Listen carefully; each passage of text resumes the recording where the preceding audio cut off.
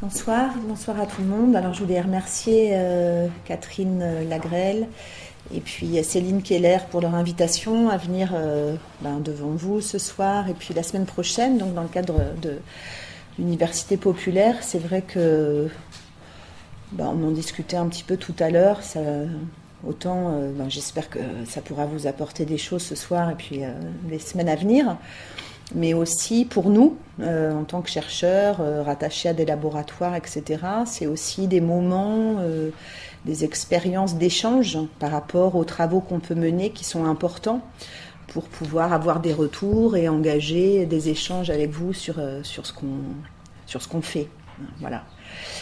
Alors, j'ai prévu quelque chose qui est certainement trop long parce que j'ai essayé de me dire mais comment aujourd'hui en 1 heure je peux transmettre ce que je fais avec les étudiants en 21 heures. Donc ça c'est pas possible, donc il fallait condenser les idées et puis j'ai pas envie de vous assommer de choses qui seraient pas forcément très pertinentes pour vous.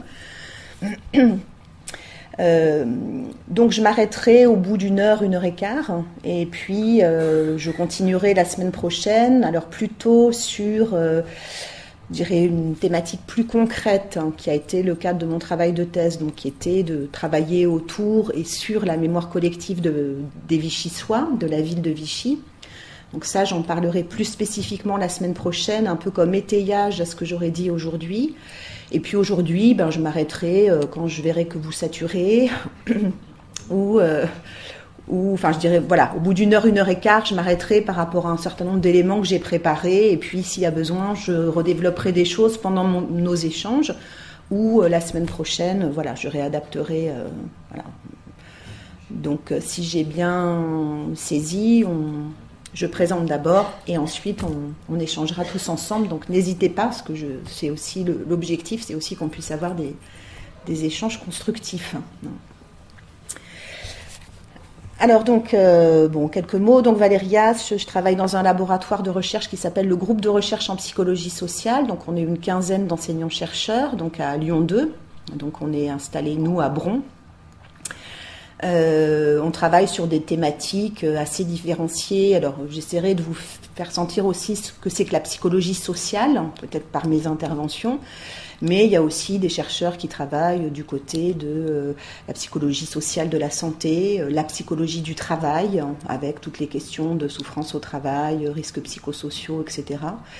Donc on est un collectif, si on peut dire, et puis vous aurez des présentations aussi de mes collègues.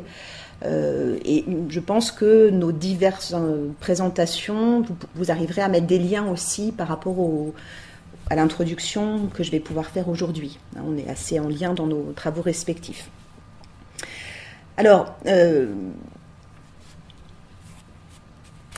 la question c'est de savoir comment on peut réfléchir à ce que c'est que la mémoire collective. On verra que ce n'est pas spécifiquement une notion facile à aborder puisqu'il y a plusieurs manières de penser la mémoire collective. Mais on y est tous confrontés quotidiennement, je dirais, à la fois par des expériences interpersonnelles, par nos propres expériences, par nos échanges avec les autres, mais aussi du point de vue sociétal, on est confronté régulièrement, que ce soit par les médias ou par des lectures autres, à quelque chose de l'ordre d'une mémoire de groupe. Ça peut être dans le cadre du travail aussi. On peut être confronté à ces questions-là, sur des questions aussi qui traitent de la transmission, d'un passé du groupe, ou de qu'est-ce qui reste du passé du groupe. Donc, l'entrée en matière, mais c'était un dessin, bon, en plus on est un peu dans cette phase-là en ce moment. C'est un dessin de Plantu, mais qui date de 2000. Avec cet homme qui est devant l'écran, donc devant une croix gammée, qui dit « Alors, qu'est-ce que tu penses de mon ordinateur ?» Et un déporté sortant des camps lui répond « Il n'a pas beaucoup de mémoire. » Si j'ai choisi ce dessin comme entrée en matière, c'est que ça fait référence à plusieurs thématiques ou plusieurs aspects qu'on peut aborder en fait dans le champ de la mémoire collective. à la fois la question du passé et des représentations du passé. Ici la Seconde Guerre, mais on pourra faire référence à d'autres événements, par exemple de l'histoire, et voir comment, dans ce qu'on appelle le sens commun, c'est-à-dire dans la société, les gens se représentent ou se font des images en fait de certains événements du passé et comment ils sont construits ou comment ils se construisent. Et puis aussi, je dirais, parce que les nouvelles technologies, les ordinateurs, etc., nous donnent aussi à penser la mémoire d'une autre manière. C'est-à-dire, les outils de communication sont, à l'heure actuelle, des espèces d'outils où on pourrait avoir des mémoires de tout, ou tout conserver. Et donc, on a accès à des formes de représentation du passé aussi par le biais de ces technologies-là, qui restent, qui perdurent, qui sont transmises, et donc ça peut nous questionner aussi. On est à des époques où les moyens de communication infèrent aussi sur la mémoire des groupes. Et puis, pour introduire ou pour penser des choses avec vous, j'ai pensé à des choses qui reviennent dans le présent, c'est-à-dire des éléments, alors j'ai choisi la thématique des objets, mais ça pourrait être autre chose, qui font que parfois des éléments du passé surgissent dans le cadre présent. Alors,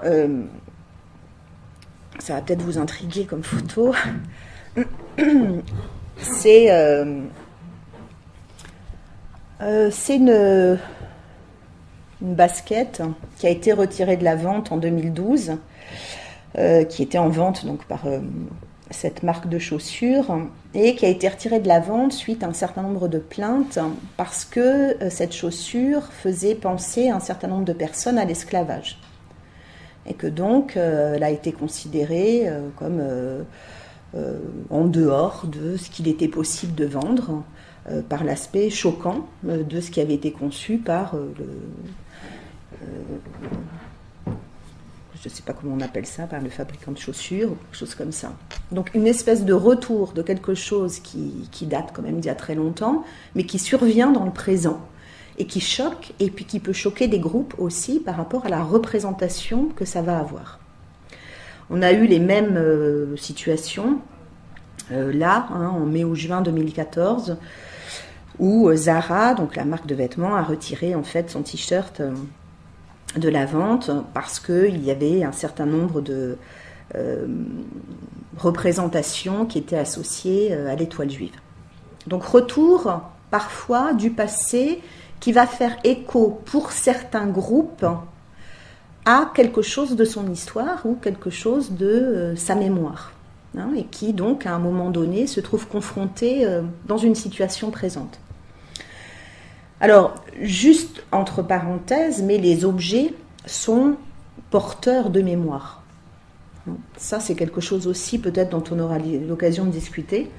Là, je fais référence notamment à une thèse qui a été soutenue donc en septembre dernier, donc en 2014, par une étudiante que j'ai dirigée, donc sur les objets du quotidien, et notamment sur la manière dont des gens qui avaient été victimes d'inondations avaient un rapport particulier aux objets qui avaient été perdus et comment les objets se retrouvent être des médiateurs en fait de l'histoire des gens et comment ils sont importants aussi dans la mémoire collective ou dans la mémoire du groupe. C'est-à-dire des choses par exemple de l'ordre de la mémoire familiale, des gens qui lors d'une inondation vont perdre tout, des photos, des objets du quotidien, etc. Et qu'est-ce que ces objets ont comme valeur mémorielle en fait, et comment ils sont aussi des marqueurs de l'identité parfois des sujets.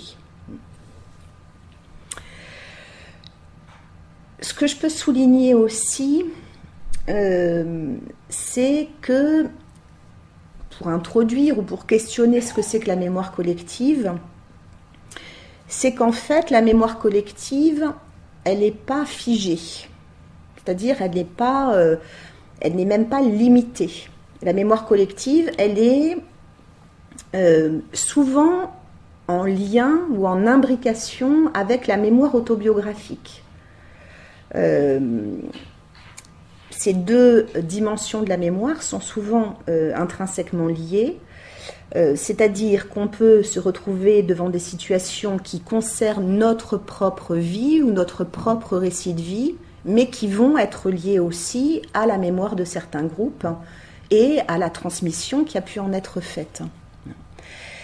Pour vous donner quelques exemples de ces questionnements-là, il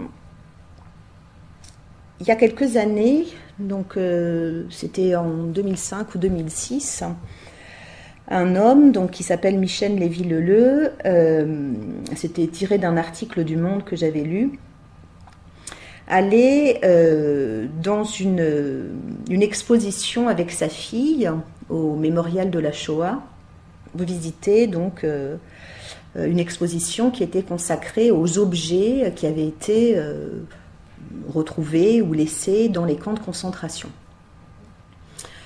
Donc exposition, musée, institution.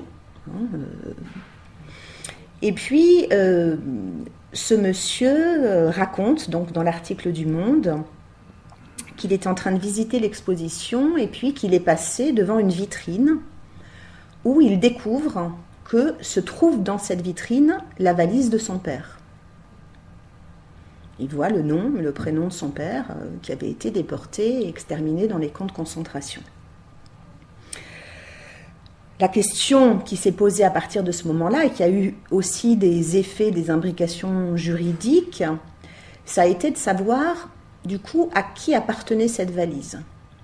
Il y a eu donc un certain nombre de débats, d'échanges, notamment avec la Pologne, qui était donc récipiendaire, qui avait prêté en fait ces différents objets au mémorial de la Shoah, puisque Michel Lévy-Leleu réclamait en fait de récupérer cet objet comme appartenant à son patrimoine familial et donc à sa mémoire aussi familiale et collective, et le responsable du musée polonais évoquant que cette valise appartenait, on pourrait dire, à la mémoire de l'humanité et que donc elle était considérée comme un objet de l'ordre d'une mémoire collective plus large ou d'une mémoire sociale, on en parlera tout à l'heure, mais qu'elle appartenait maintenant à tout le monde pour justement laisser des traces de l'histoire et de la mémoire.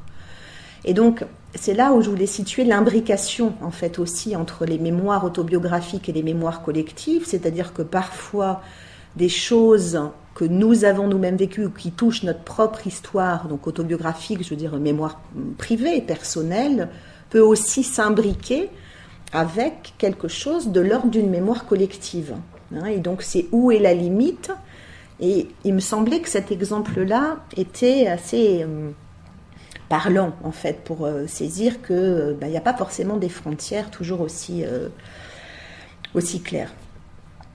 Ces imbrications de la mémoire autobiographique et de la mémoire collective, on les trouve aussi, et c'est un livre que j'aime bien, que vous connaissez certainement, qui est le livre de Georges Perec, qui s'appelle « Je me souviens », ou Georges Perec, donc c'est un livre qui date de 1978,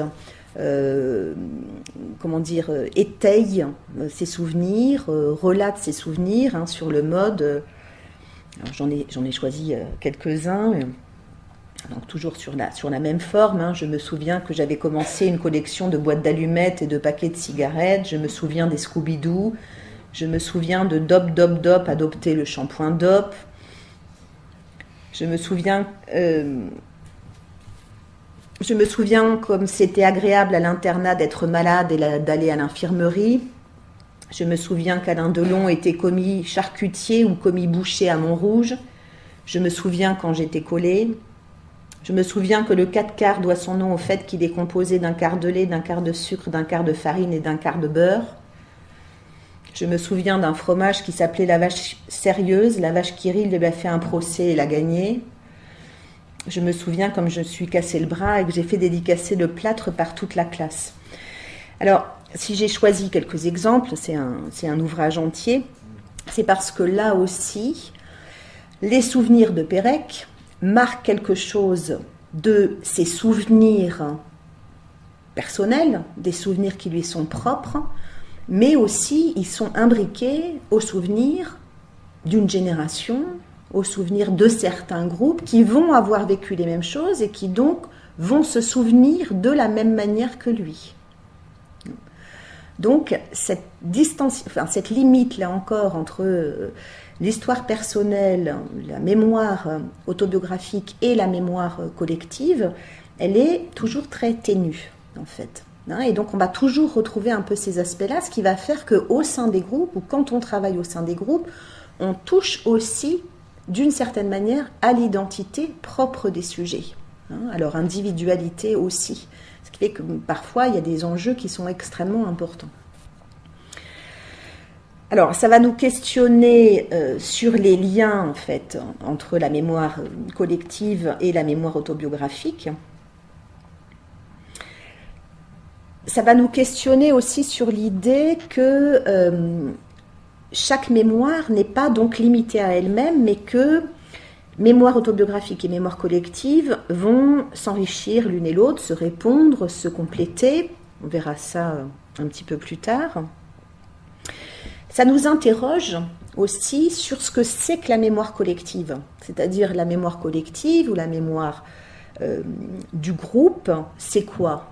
C'est une génération d'individus, c'est une époque, c'est des gens qui connaissent, dans le sens d'une connaissance sociale, un même événement, par exemple. Est-ce que ça relie les gens ensemble et donc on peut parler d'une mémoire collective, par exemple, parce qu'on a tous, je ne sais pas, disons, vécu le 11 septembre 2001, par exemple. Est-ce que ça constitue une mémoire collective ? Est-ce que d'avoir vécu un même événement, ça a trait, enfin, je veux dire, quelle est la limitation du coup de cette mémoire collective ? Comment on va appeler du coup, du point de vue du collectif aussi, les gens qui n'ont pas vécu en direct l'événement, mais à qui il va être transmis ? Est-ce qu'on peut considérer qu'eux aussi ont une mémoire collective d'un événement qui leur a été transmis ? Voilà, donc ça pose un certain nombre de questions sur comment on définit la mémoire collective, mais aussi ce qu'on va pouvoir mettre à l'intérieur, et aussi comment nous, on va travailler sur ces questions-là, du point de vue aussi de la recherche, comment on va limiter, comment on va construire cette représentation de cette notion. Et puis, parce que ça, disons que les limites sont parfois difficiles à tenir, qu'est-ce que c'est que la mémoire collective à côté de l'histoire ? Est-ce que c'est la même chose de parler d'histoire d'un événement ou de mémoire d'un événement ? Et comment, du coup, on fait la distinction entre les deux ? Comment on peut saisir ce qui est de l'ordre de l'histoire, dans le sens, je dirais, scientifique du terme, et puis, qu'est-ce qui fait référence à la mémoire ? Et là aussi, est-ce qu'on a des éléments qui nous permettent de savoir à quoi on a affaire ? Est-ce que la mémoire... Bon, on peut le voir, par exemple, j'ai pas lu tous les extraits de Pérec, mais quand on lit les extraits, moi parfois ça m'arrive de travailler avec les étudiants qui écrivent eux-mêmes leur « je me souviens ». Et ils font des choses magnifiques, il y a des choses très très belles. Et du coup, il y a beaucoup d'émotions. Et donc la mémoire, c'est aussi quelque chose qui a trait à l'émotionnel, à quelque chose, par exemple, dans les courants de recherche sur la mémoire collective, on peut travailler sur ce que c'est que la nostalgie. Alors la nostalgie, ça fait bien rentrer en compte quelque chose de l'ordre de l'émotion. Or l'histoire, en tant que matière scientifique, c'est pas de l'émotion, ce sont des faits objectifs sur des éléments. Et donc parfois, c'est vrai que quand je peux en parler dans le cadre de certains enseignements, il y a des difficultés à se dire oui, où est la limite et justement qu'est-ce qui fait partie de l'histoire ou qu'est-ce qui est de la mémoire. De la même manière, je ferai référence tout à l'heure peut-être à certains travaux de Ricoeur, le philosophe, mais l'histoire touche à un rapport à la vérité, à la véracité d'un phénomène, alors que la mémoire peut être remis en cause, notamment dans le cadre des témoignages.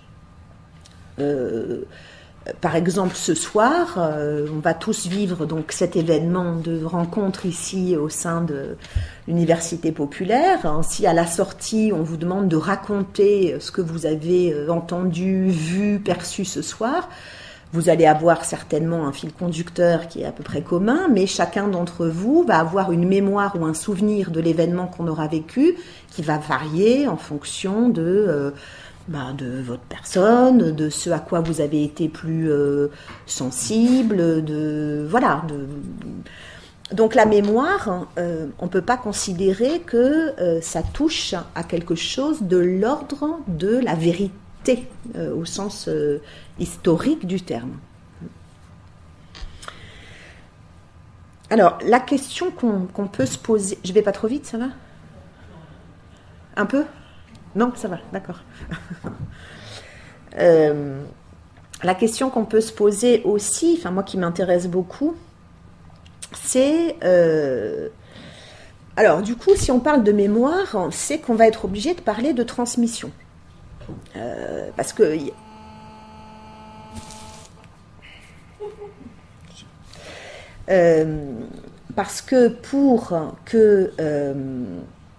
pour qu'il y ait mémoire, donc on verra ça tout à l'heure, mais du coup, pour qu'il y ait souvenir d'un événement du passé, pour qu'il vous reste quelque chose du point de vue du collectif, il faut bien qu'à un moment donné, il y ait quelque chose qui ait été transmis. Et donc, on va passer par ce processus de transmission de la mémoire collective. La question qui se pose, c'est pourquoi on ne se souvient pas de tout, non plus au niveau collectif, au niveau des groupes. Il y a des choses dont on ne se souvient pas. Et la semaine prochaine, ça c'est un aspect qui m'intéresse en particulier, on traitera davantage justement de l'oubli. C'est-à-dire comment les groupes mettent en place une forme d'oubli, qui n'est pas un oubli, donc ça se passe pas au niveau du cerveau, hein, c'est un oubli qui va être plus ou moins décidé, construit ou fait de silence, qui va faire qu'il y a des choses du passé qui ne sont pas transmises. Alors c'est pas pour ça que c'est bien, ou c'est pas pour ça que c'est mieux, ou etc., mais tout ne passe pas à travers la transmission. Donc pourquoi il y a des choses qui perdurent ? Et puis pourquoi il y a des choses qui disparaissent ? Et comment les choses se passent du point de vue du groupe ? Alors on a quelques travaux qui montrent qu'il y a des choses qui durent, et même pendant des milliers d'années. Et vous m'excuserez le petit monsieur non, là, mais j'ai trouvé mignon. Il y a une étude de Peter Collett, qui est un psychologue social, qui a publié ce travail-là en 1984, autour de la question qui travaille sur les comportements non verbaux et qui travaille autour de la gestuelle notamment.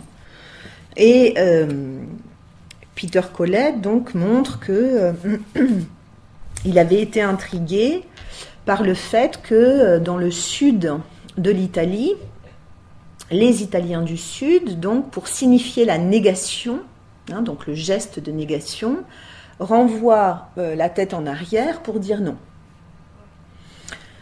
Et comment c'était possible, puisque dans le reste de l'Italie, les Italiens, ou plutôt du Nord, signifient la négation en bougeant la tête de gauche à droite.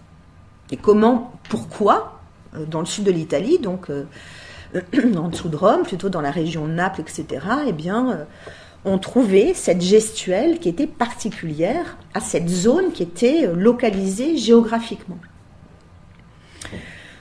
Alors, Collett va regarder aussi un certain nombre de documents, de représentations, de dessins qui figurent aussi ce signe de la négation, avec des dessins qui ont été pris il y a un certain nombre d'années, avec des photos, etc. Et puis, il analyse les choses en montrant que finalement, les Italiens du Sud ont conservé cette gestuelle depuis la colonisation grecque. Et effectivement, si vous connaissez les Grecs, vous avez des contacts avec eux, en Grèce, on peut signifier effectivement la négation, soit en bougeant la tête de gauche à droite, mais souvent les Grecs vous disent non en faisant comme ça.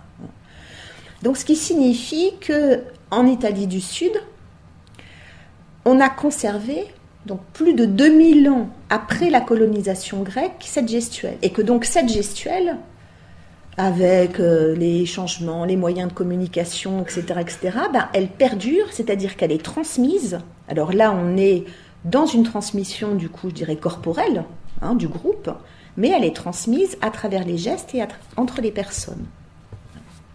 Assez fascinant de voir que les choses peuvent durer aussi longtemps.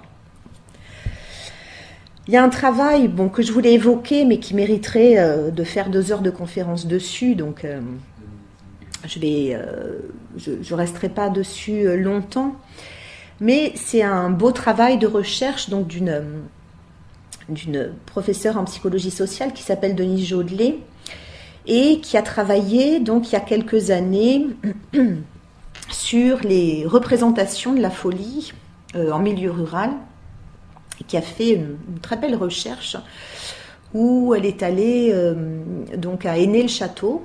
Peut-être que vous connaissez cette ville, qui est une ville au centre de la France, qui a comme particularité depuis un peu plus d'une trentaine d'années, je dirais une quarantaine d'années, d'accueillir des malades mentaux au sein du village.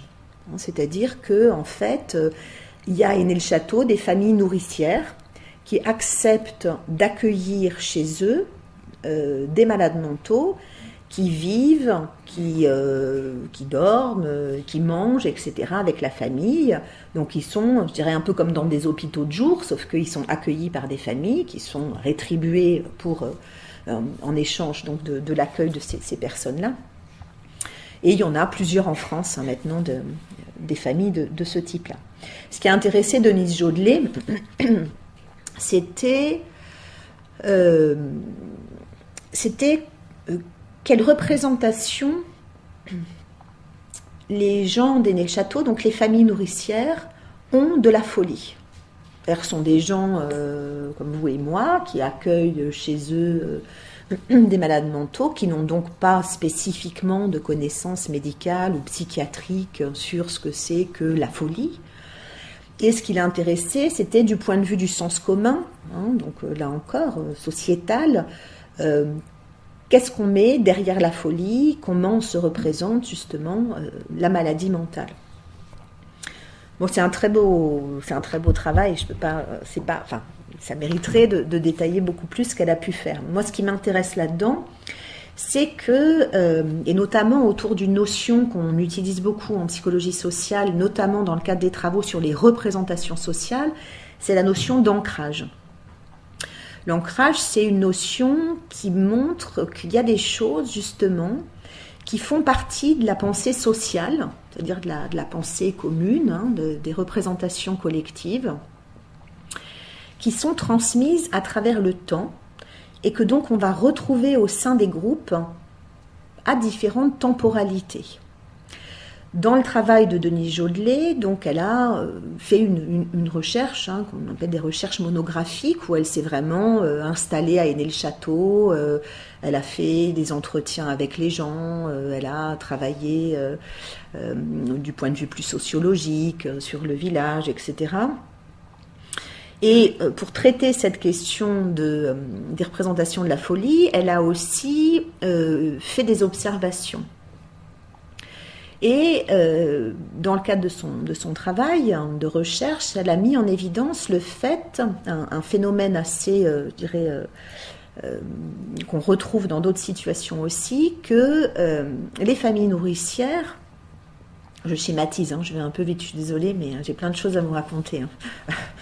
Mais que les familles nourricières, du coup, avaient un contact particulier avec les malades mentaux, et notamment du point de vue des pratiques, quotidiennes. Par exemple, elle met en évidence le fait que majoritairement, dans les familles nourricières, les familles donc séparent le linge qui est celui des malades mentaux de ceux de la famille. Hein, ne mélangent pas, ne lavent pas leur linge avec celui des malades mentaux. Ils ne mangent pas avec les mêmes couverts. Et donc, elle met en évidence un certain nombre de pratiques quotidiennes qui ne sont pas des pratiques qui sont verbalisées, qui ne sont pas verbalisées sous la forme de crainte ou autre, mais qui mettent en évidence le fait qu'il y aurait éventuellement des représentations de la folie avec une forme de croyance en la contagion par les liquides du corps. L'idée qu'éventuellement la folie puisse être aussi transmise par d'autres. Donc ça, c'est la pensée sociale. Hein. Je veux dire, c'est pas forcément dit comme ça. Hein. Du point de vue des familles nourricières, ils sont pas plus, imbéciles que nous autres. Mais par contre, ils mettent ça en place du point de vue du quotidien, avec quelque chose de l'ordre de éventuellement cette idée que ça pourrait s'attraper. Et ça, c'est des choses qu'on va retrouver, donc qui fait référence aussi à la théorie des humeurs, que vous connaissez probablement, c'est-à-dire que c'est une croyance qui remonte à l'Antiquité, selon laquelle le fonctionnement du corps serait régi donc par le jeu de différents liquides. Ça vient et c'est renforcé aussi par le fait que maintenant, il y a tout un tas de traitements qui sont des traitements chimiques pour les malades mentaux qui passent justement par le liquide, et par cette idée qu'il y aurait quelque chose qui pourrait se dérouler dans ce cadre-là. Alors, je vais peut-être un peu vite là-dessus, peut-être je reviendrai tout à l'heure si vous avez des questions sur ces aspects-là, mais il y a l'idée qui fait référence aussi à la symbolique de la souillure, c'est-à-dire à l'idée que il pourrait y avoir des dangers encourus pour l'ordre social, justement, par le biais d'une inférence sur la pureté du groupe, par exemple. Ça, ce sont des choses qu'on retrouve à différents temps. Ça peut être des craintes aussi qui ont été liées à des moments ou des périodes en lien, je pense par exemple à la syphilis, mais que Jodelet va aussi mettre en évidence et qu'on a retrouvé il y a une trentaine d'années maintenant, par exemple, sur les représentations du sida. Hein, on disait, on ne peut pas embrasser, par exemple, quelqu'un qui a le sida, on peut pas. Donc ce sont des choses qu'on trouve du point de vue de la pensée sociale, des craintes, du point de vue du collectif, qui vont se mettre en place aussi du point de vue d'un certain nombre de pratiques, du point de vue d'un certain nombre de gestuels qui ne sont pas forcément verbalisés, mais qu'on retrouve au sein des groupes pour venir expliquer aussi, pour venir donner du sens à des choses sur lesquelles qu'on a parfois du mal à saisir ou à comprendre quand on n'a pas forcément une connaissance aussi scientifique sur un domaine. Donc on appelle ça l'ancrage, c'est-à-dire que y a quelque chose qui existe au sein de la pensée sociale, d'une connaissance commune qui se transmet et qui ressurgit parfois à certains moments au sein du collectif. Alors, cette question-là, donc ces aspects-là, ils sont renforcés aussi. La construction en fait de la mémoire collective, elle peut être aussi mise en évidence à travers les évolutions de la société aussi. C'est-à-dire qu'on peut se rendre compte, par exemple, que il y a une influence de ce à quoi on est confronté chaque jour. Alors moi je dirais par exemple les médias, etc., qui vont avoir un effet sur nos représentations d'un certain nombre d'objets. Alors ça, c'est vraiment les thématiques sur lesquelles on travaille en psychologie sociale. Par exemple, toutes les thématiques d'influence, ces aspects-là. Et que du coup, ça peut nous donner ou nous laisser à penser que la pensée sociale, elle se construit aussi par le biais d'un certain nombre d'effets médiatiques. Alors, par exemple, si vous regardez, c'est un exemple complètement différent, mais si vous regardez des slogans publicitaires, vous pouvez voir que on ne va pas parler aux gens, par exemple, de la même manière en fonction des époques. hein, et que donc on va aussi nous aider, nous influencer à construire certaines représentations qu'on va avoir des éléments qui nous entourent en inférant un certain nombre de comportements qui va évoluer en fonction des époques. Alors j'avais trouvé, bon, je ne vais pas forcément avoir le temps de vous parler de ça, de vous parler de ça ici tout de suite, mais j'avais trouvé des exemples, par exemple, sur la représentation du corps, et comment on se représente le corps, et comment, du coup, on peut concevoir qu'il puisse y avoir une historicité, en fait, que l'histoire est importante pour saisir comment la pensée sociale évolue, et donc la mémoire, en l'occurrence. Par exemple, il y a un certain nombre de travaux qui montrent comment le rapport au corps a évolué dans la publicité. Et quand vous regardez des publicités, par exemple, sur l'hygiène, sur le rapport à l'hygiène, je pense notamment, il y a des... Bon, je vais peut-être pas vous montrer ça en détail, mais j'ai trouvé des... Ça peut vous étonner, hein, c'est des publicités pour tout ce qui est de l'ordre de l'hygiène féminine. Donc, c'est des slogans publicitaires, j'en ai des tonnes, j'ai pris qu'un exemple comme ça.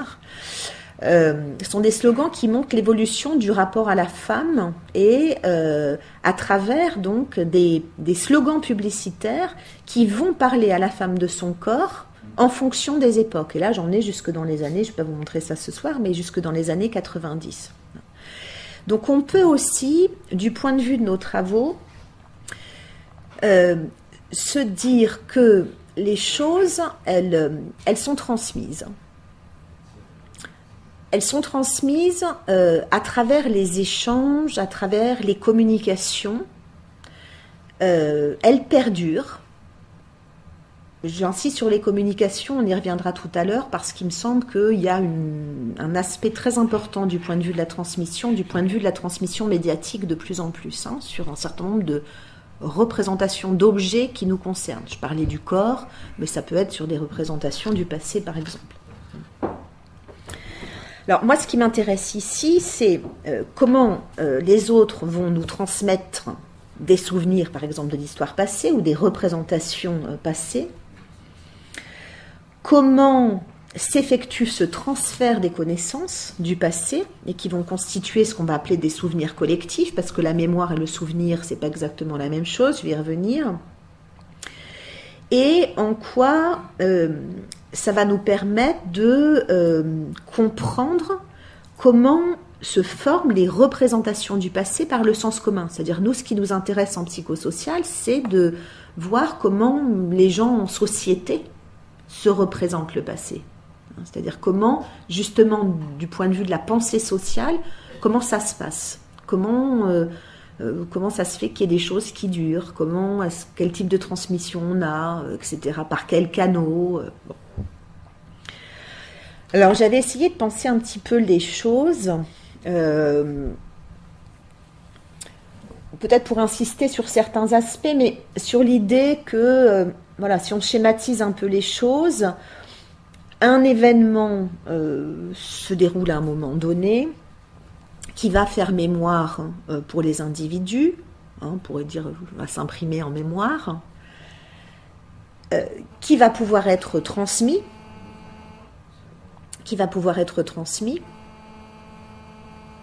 Oui, il y a peut-être des micros allumés.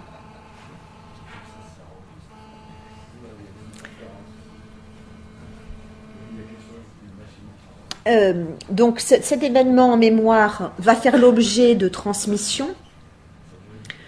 On va voir de quoi il s'agit. Mais pour que ça prenne la forme d'un souvenir, il faut aussi que cette transmission-là, après la transmission, il y ait eu un phénomène qu'on va appeler ou un processus d'appropriation. C'est-à-dire qu'il faut que ça parle aux gens, il faut que ça évoque quelque chose pour les gens, il faut qu'ils s'approprient quelque chose qui a pu être transmis.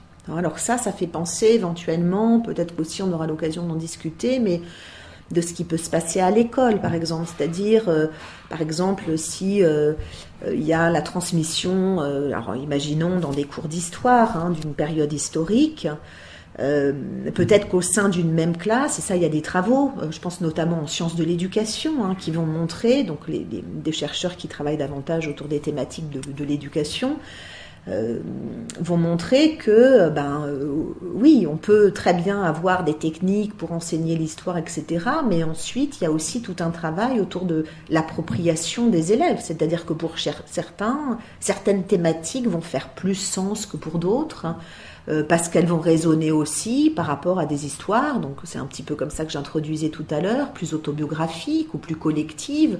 Et que donc le thème de, je sais pas quoi, la guerre d'Algérie va parler plus à certains qu'à d'autres, ou que certains vont être plus sensibles à la question de la Shoah ou de la déportation, enfin, etc. Et que donc il va y avoir aussi tout ce processus d'appropriation au sein du collectif qui va avoir aussi des effets différents sur les individus.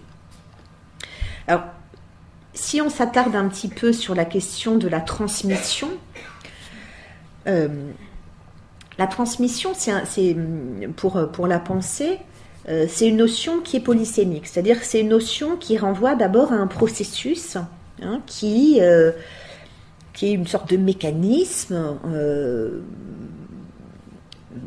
de représentation, en tout cas de transmission d'informations, même si c'est un peu plus complexe que ça, mais un mécanisme où il y a des éléments qui transitent, quoi. Alors ça va être des discours, ça va être il y a quelque chose qui passe, des éléments en fait qui vont être transmis d'individus à d'autres individus. Donc c'est un processus en tant que tel qui peut être aussi analysé du point de vue des sciences de la communication par exemple. Mais la transmission, c'est aussi un contenu. Ce contenu-là, ça peut être un contenu sous la forme de connaissances, sous la forme de savoir, sous la forme d'information. On le verra tout à l'heure, parce que ça, c'est des thématiques qui m'intéressent plus particulièrement, mais ça peut être aussi l'absence de contenu, la transmission. C'est-à-dire qu'un silence sur une histoire passée, c'est un contenu qui est transféré vide, mais qui est transféré quand même avec un manque de sens et qui peut aussi faire problème pour un collectif. Ne pas raconter une histoire qui a pu être douloureuse pour un groupe, ne pas la transmettre, est aussi une forme de transmission, enfin, je pense que vous me suivez, hein. Et donc un vide, il est aussi plein que quelque chose qui est dit. Voilà, je pense que vous saisissez ce que je veux dire. Donc du coup, ce contenu d'éléments, ça peut être des savoirs, des informations, etc., en plein ou en vide, ou en creux et en plein. Et ça va constituer aussi une forme d'héritage, alors au sens de l'hérédité, si on est dans un aspect plus biologique de la transmission, mais aussi ça questionne les histoires de filiation, etc. C'est transmettre pour qui, pourquoi, comment, qu'est-ce qu'on laisse, qu'est-ce qu'on lègue d'une histoire passée, hein, puisque tout ce qui touche à la mémoire collective, ça va toucher aussi, je pense, parce que peut-être j'aurai l'occasion d'en prendre des exemples, mais la mémoire familiale. Hein, la mémoire collective, c'est la mémoire du groupe. Hein, donc on peut traiter aussi des questions de mémoire familiale. Et puis, cette transmission, c'est donc, comme je l'évoquais tout à l'heure, un résultat, c'est-à-dire que ça va avoir des effets sur l'acquisition, sur la réception ou l'appropriation des sujets de cette transmission. C'est-à-dire, qu'est-ce qu'on va faire de ce qu'on nous a transmis ? Qu'est-ce qu'on est en mesure de faire ou qu'est-ce qu'on va faire ? Qu'est-ce qu'on va conserver ? Qu'est-ce qu'on va choisir de laisser de côté du point de vue du groupe ? De ce point de vue-là, la transmission, du coup, ça va avoir aussi des dimensions sociales. C'est aussi des choses qui nous intéressent beaucoup dans notre discipline. Alors, quand on parle de transmission sociale, ça veut dire que cette transmission, elle passe par le langage, mais c'est pas que le langage parlé. Ça peut être aussi, on l'a vu tout à l'heure avec l'exemple des gestes, mais ça peut être tout ce qui est de l'ordre du non-verbal. On peut transmettre quelque chose du point de vue du langage aussi. Par exemple, un rituel ou une danse pour un groupe peut être une forme de transmission. C'est pas du langage verbal. Mais par contre, il y a des danses, par exemple, qui se transmettent de génération en génération dans certains groupes. Donc c'est bien quelque chose qui est transmis socialement, qui va perdurer au cours du temps ou disparaître, mais qui ne fait pas référence uniquement à la parole. Et le corps est très important aussi dans la mémoire.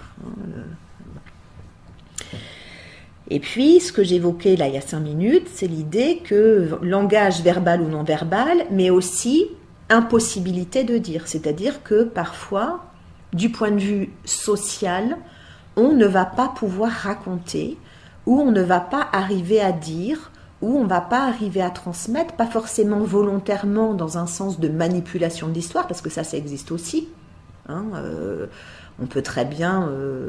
Ça fait toujours penser au livre de George Orwell, 1984. On peut très bien raconter, réécrire l'histoire. Ça, c'est le cas de certains pays totalitaires où on ne va pas raconter certaines parties de l'histoire des peuples ou de certains groupes. Ça, on le sait. Mais il y a aussi de la transmission difficile. Pour avoir travaillé un peu ces questionnements-là, par exemple, il peut y avoir des choses qui ont été ou qui sont difficiles à transmettre, par exemple dans le cas de génocide, de rescapés de génocide, où c'est à la fois, alors là je vous invite à lire ou à relire les ouvrages de Primo Levi, les ouvrages de Georges Semprin, Elie Wiesel, etc., par exemple, sur à la fois la nécessité pour certains de raconter et de transmettre et l'impossibilité de dire l'horreur ou de pouvoir témoigner de l'horreur. Et donc de se retrouver dans cette espèce de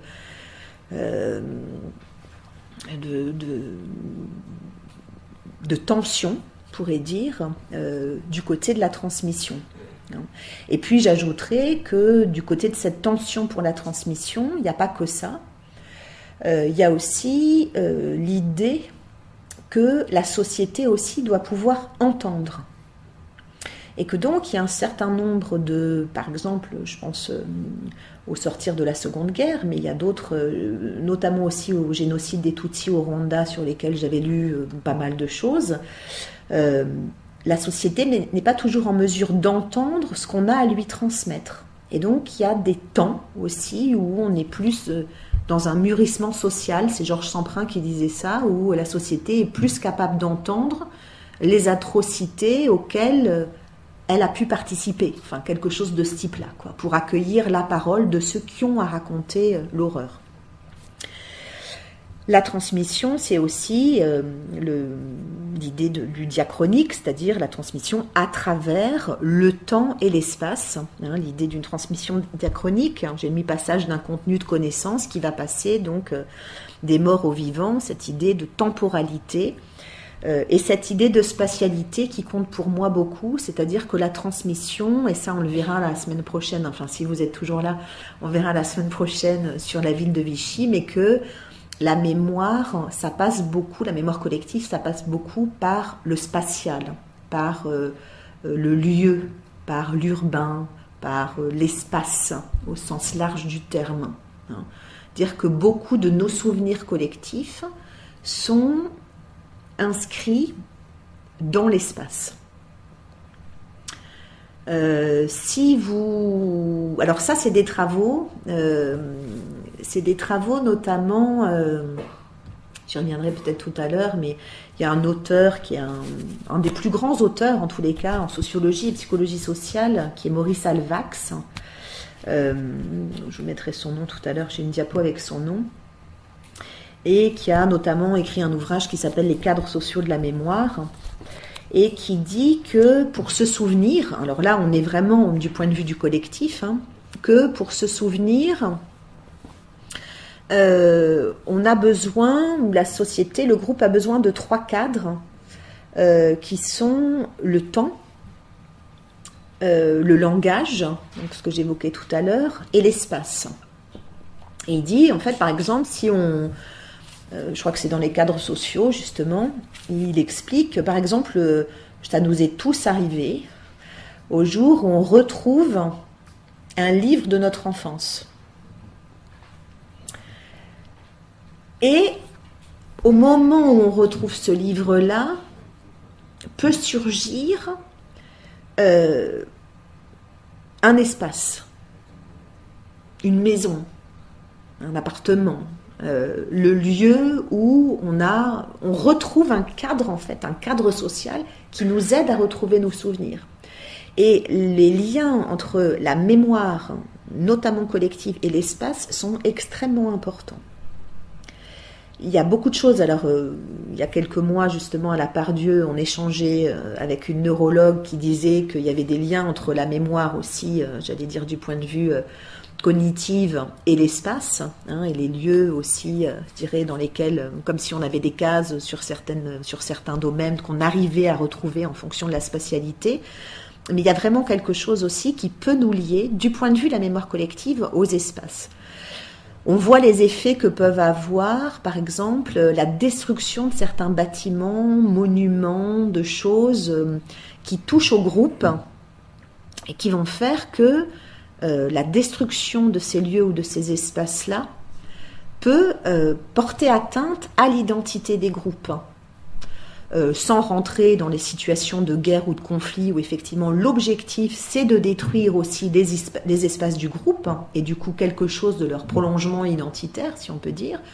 Mais ça peut nous arriver aussi, ou si on voit démoli, je sais pas moi, l'école de notre enfance, la maison où on a habité, etc. Alors il y a des travaux là-dessus aussi de psychologues sociaux, sociologues qui vont travailler avec les gens, par exemple, avant des démolitions d'immeubles. Maintenant, ça se fait davantage dans certains coins où les gens vont déposer. D'ailleurs, il y avait j'avais échangé là-dessus avec des gens des archives de Lyon. Où les gens peuvent aussi venir déposer des choses qui sont des souvenirs, par exemple, de leur immeuble ou des choses comme ça, pour que les choses perdurent, qu'on laisse des traces matérielles. C'est pour ça que je parlais des objets aussi tout à l'heure, de choses, de lieux, d'espaces, pour que les choses perdurent et que du coup la mémoire perdure, la mémoire du groupe perdure. C'est des choses aussi ou des échanges que j'avais pu avoir avec des gens du musée de l'histoire de l'immigration, qui a été réinauguré là, il n'y a pas très longtemps. Et du coup, ça pose énormément de questions, ce musée, vous vous en doutez. Qu'est-ce qu'on met dedans qu'est-ce que ça veut dire qu'est-ce qu'on va transmettre qu'est-ce que c'est que la mémoire de l'immigration, justement. Enfin, bon. Et du coup...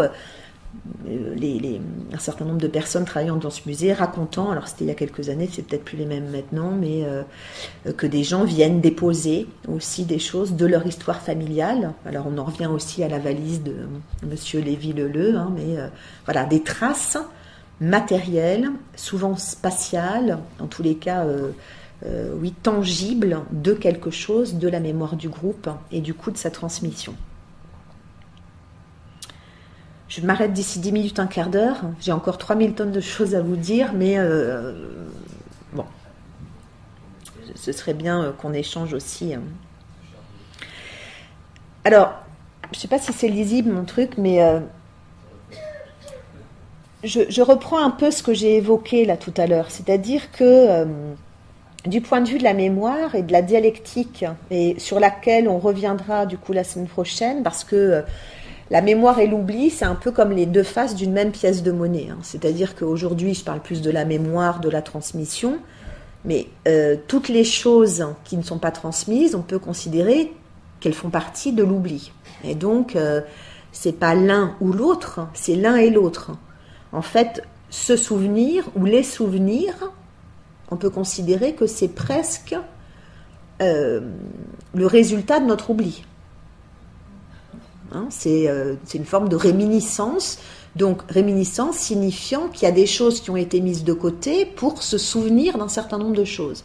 Heureusement, on ne se souvient pas de tout, Là aussi, il y a des très beaux travaux sur ces questions-là. Alors là, plutôt du point de vue intrapersonnel, hein, je pense notamment à l'ouvrage de Borges.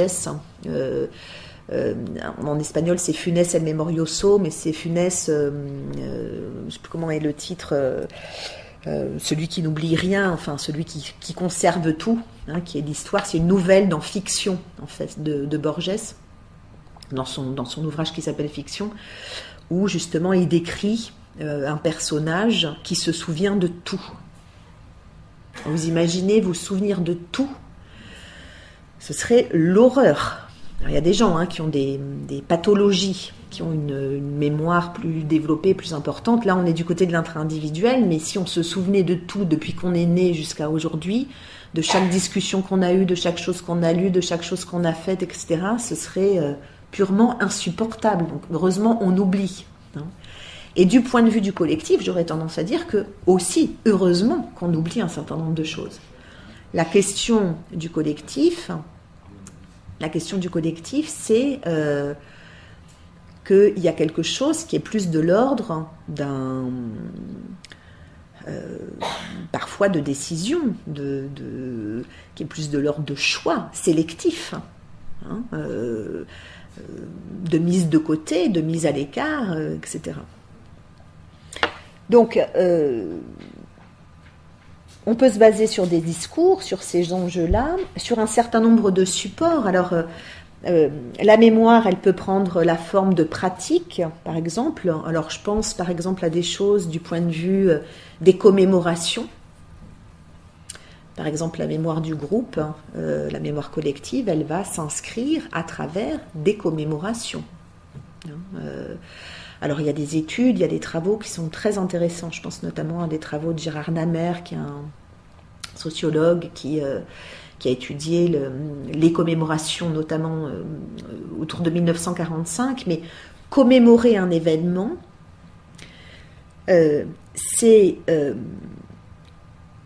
essayer de mettre en mémoire une représentation du passé avec toute la symbolique qu'il va y avoir derrière.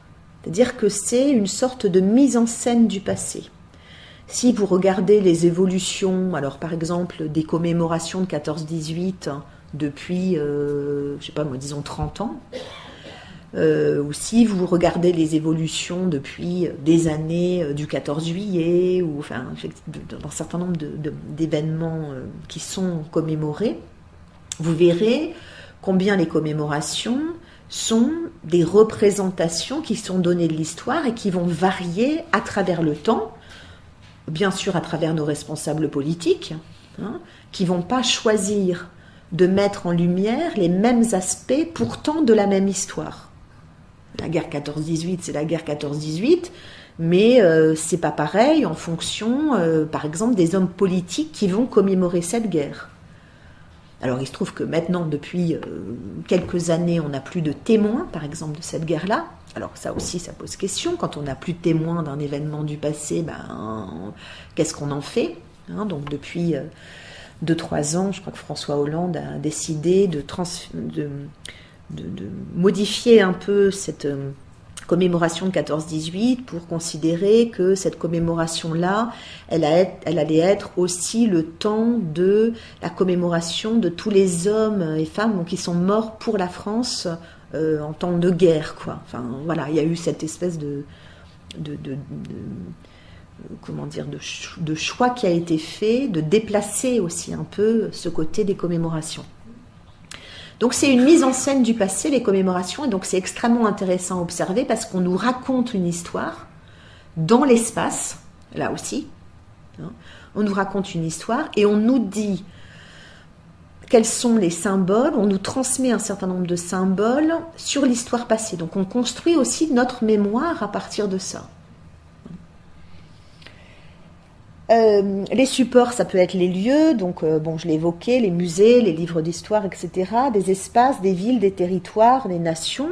Nikos Kalampalikis vous parlera, par exemple, plus spécifiquement aussi de ce qui s'est passé en Grèce il y a quelques années avec les conflits autour de la Macédoine et la question de la nomination, justement, d'un espace et comment ça peut être l'enjeu de conflit et de mémoire, justement. Et puis les supports, ça peut être le corps. J'évoquais les rituels, les danses, etc. Mais le corps, alors dans le sens du corps social évidemment, mais aussi le corps, nos corps ont aussi une mémoire et des événements et du passé. Il y a deux, trois choses sur lesquelles je voulais finir pour l'instant. C'était évoquer quels étaient les différents canaux ou les différents vecteurs de la transmission. On peut dire qu'il y a plusieurs formes de transmission. Il y a d'abord ce qu'on va appeler, ce que j'ai évoqué tout à l'heure, qui est la transmission autobiographique, c'est-à-dire des choses qui nous sont transmises par le biais de ce qu'on va appeler le groupe primaire, qui est notamment la famille, les amis proches, qui vont nous raconter leur représentation du passé, et qui va parfois nous imbiber pas mal, notamment quand on est plus jeune, et qu'on entend à la maison raconter telle et telle histoire, je sais pas moi, mes parents me racontant leur mai 68, mais c'est leur mai 68 à eux, mais du coup ils me racontent quelque chose de l'histoire, j'allais dire d'une certaine mémoire collective, et puis quelque chose qui les touche eux avec leur particularité. Donc c'est la mémoire la plus proche de nous, disons, mais qui nous transmet tout un tas d'éléments. On a aussi d'autres formes de mémoire qui vont être, ou de transmission, de canaux, si vous voulez, de vecteurs de transmission, qui vont être tout ce qui touche à la transmission institutionnelle. La transmission institutionnelle, on parlait des musées tout à l'heure, on verra que, par exemple, à Vichy, qu'est-ce qu'on raconte dans les musées à Vichy sur l'histoire de Pétain ? Enfin bon, voilà, ça c'est pour vous mettre l'eau à la bouche pour la semaine prochaine. Mais les musées, ils nous racontent quelque chose de l'histoire, par exemple, d'une ville.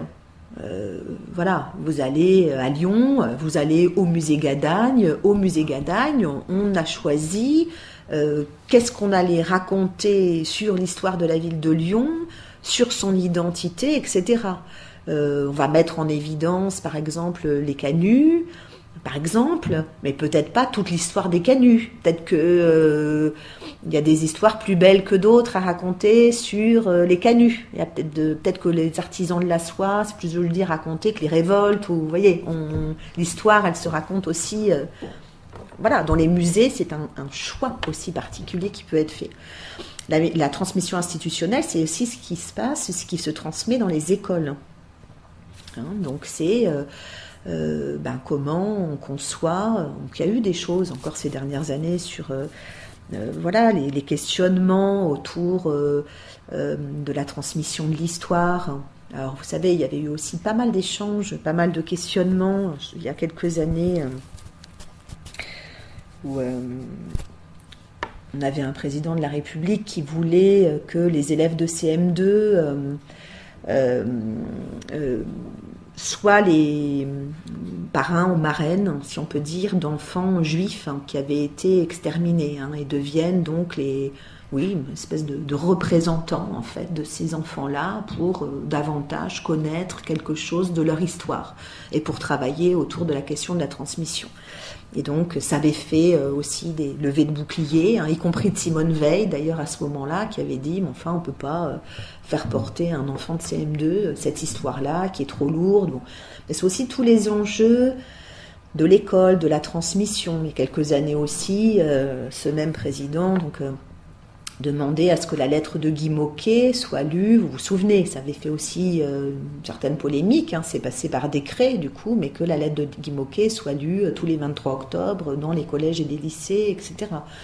Donc, qu'est-ce qu'on fait de cette... Bon, là, ce sont des choix et des impositions souvent politiques, mais c'est aussi qu'est-ce qu'on fait de la transmission de l'histoire à l'école ? Comment on transmet ces représentations du passé. C'est pas toujours évident de transmettre quelque chose. Comment on en parle aussi beaucoup ces jours-ci sur d'autres aspects du côté de la transmission.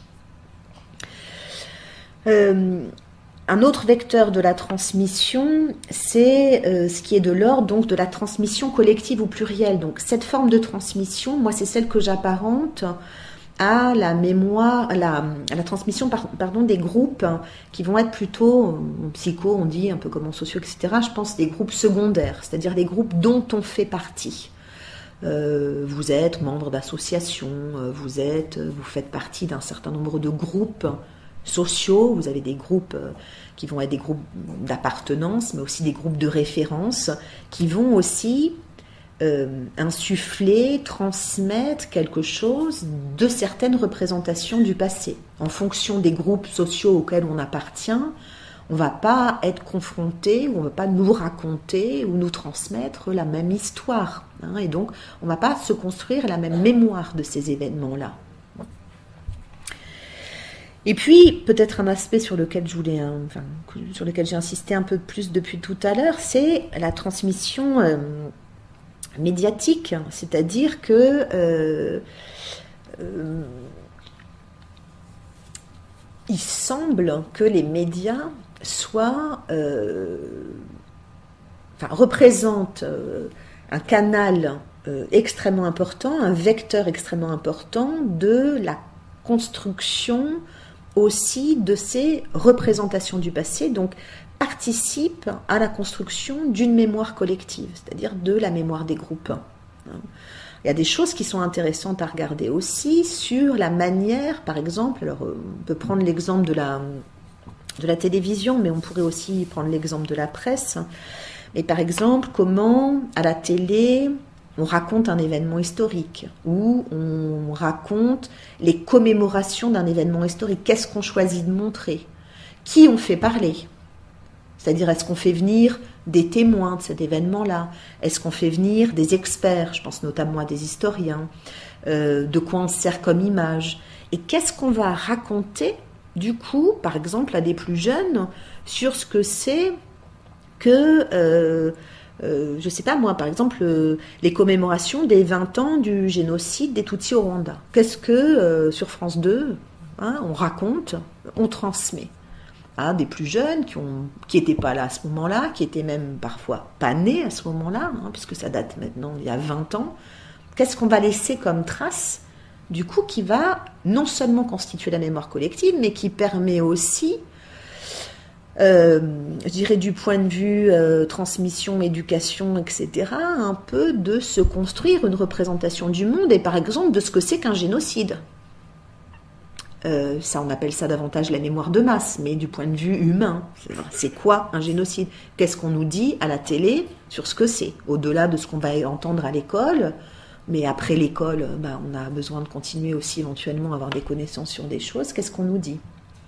Alors, j'avais fait un travail il y a quelques années, donc ça c'était en 2004, où justement j'avais essayé de voir, donc du point de vue psychosocial, comment la presse française traitait justement du génocide des 10 ans, donc c'était en 2004, des 10 ans du génocide des Tutsis au Rwanda. Et ce qui était assez intéressant à voir dans ce traitement de la presse française, c'était... comment la presse, donc vous avez choisi différents types de presse, on travaille aussi sur des corpus de presse pour voir comment on nous transmet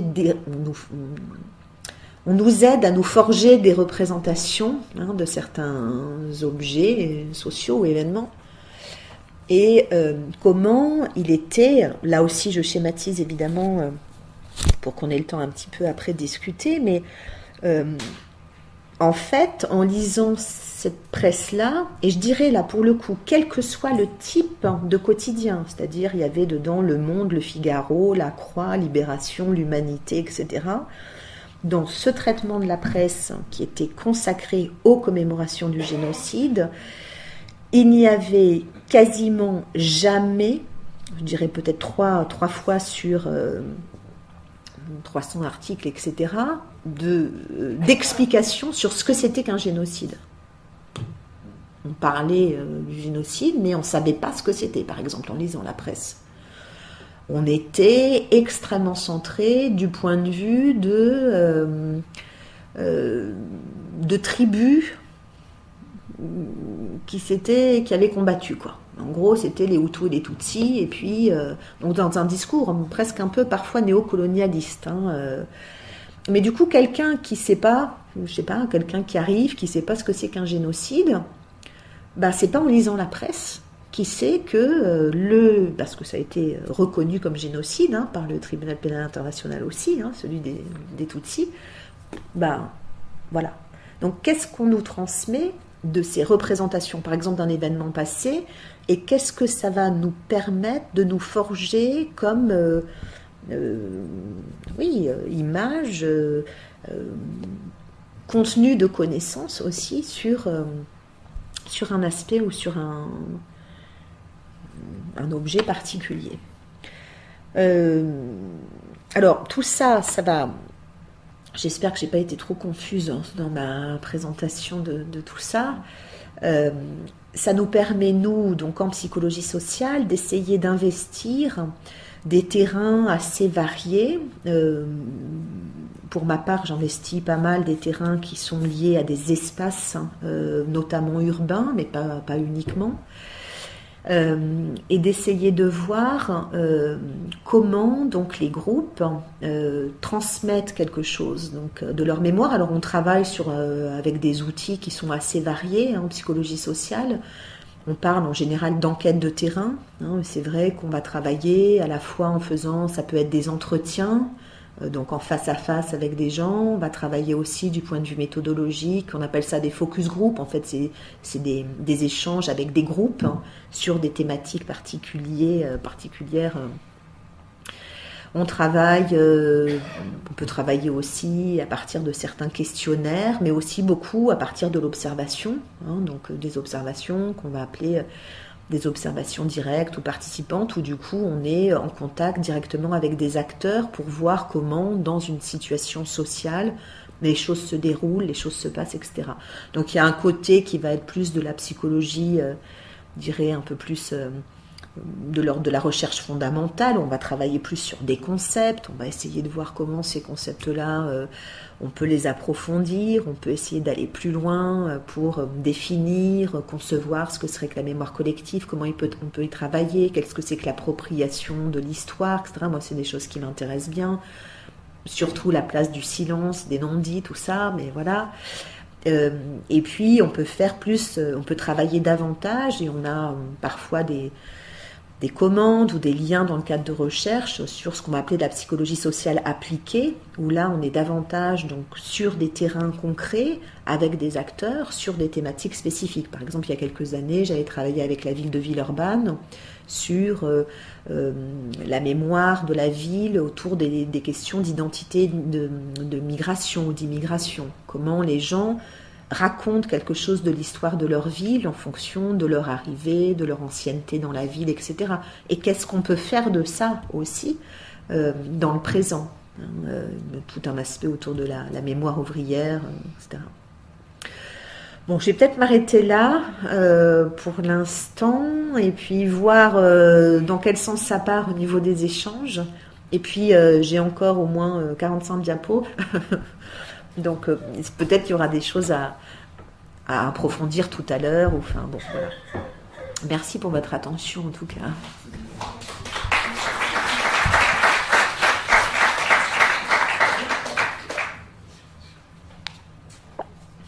Oui. Quelle est la part de la mémoire collective dans la culture d'un groupe? Quelle est la part de la mémoire, je répète de la culture, de la mémoire, de la culture dans la mémoire d'un groupe, énorme. Et effectivement, pour moi, alors vous faites bien de le dire, et c'est une erreur de ma part, justement dans ce schéma, enfin dans cette espèce de graphique que je vous ai présenté, pour moi, la culture, elle est à l'intersection de tout ça. C'est-à-dire qu'elle est dans la transmission autobiographique, dans la transmission institutionnelle, etc. C'est-à-dire que la culture, elle joue un rôle extrêmement important, et je dirais même parfois précurseur. C'est-à-dire que c'est parfois la culture qui va lancer ensuite quelque chose au sein du collectif qui va être, oui, je dis précurseur parce que parfois c'est ça. Je pense au film de Marcel Fulz, dans les années 70, Le chagrin et la pitié, qui avait été vraiment à l'origine du moment où la période de Vichy va revenir. Enfin, on va commencer à s'intéresser aux rescapés, on va commencer à entendre quelque chose, parce qu'il y a des films, il y a justement des temps de transmission autres que ceux qui sont choisis, je dirais, d'un point de vue plus idéologique ou politique, qui vont imprégner doucement la société. Un exemple plus récent qui n'a rien à voir avec ce film-là, c'est des exemples que je peux citer davantage avec les étudiants parce que c'est plus de leur, ça leur parle. Je pense au film Indigène, il y a quelques années avec Jamel Debbouze, etc., qui avait fait que tout d'un coup, on avait commencé à s'intéresser à cette mémoire des hommes qui s'étaient battus pour la France, etc. Donc, parfois, la culture, elle vient, justement, je dis précurseur, parce que, alors bon, peut-être qu'il y a des temps où tout d'un coup, on entend parler de quelque chose, puis après, ça disparaît, mais ça fait passer les représentations du passé d'une manière certainement différente de ce qu'on peut entrevoir par ces différents canaux. Donc elle est présente dans tout ça.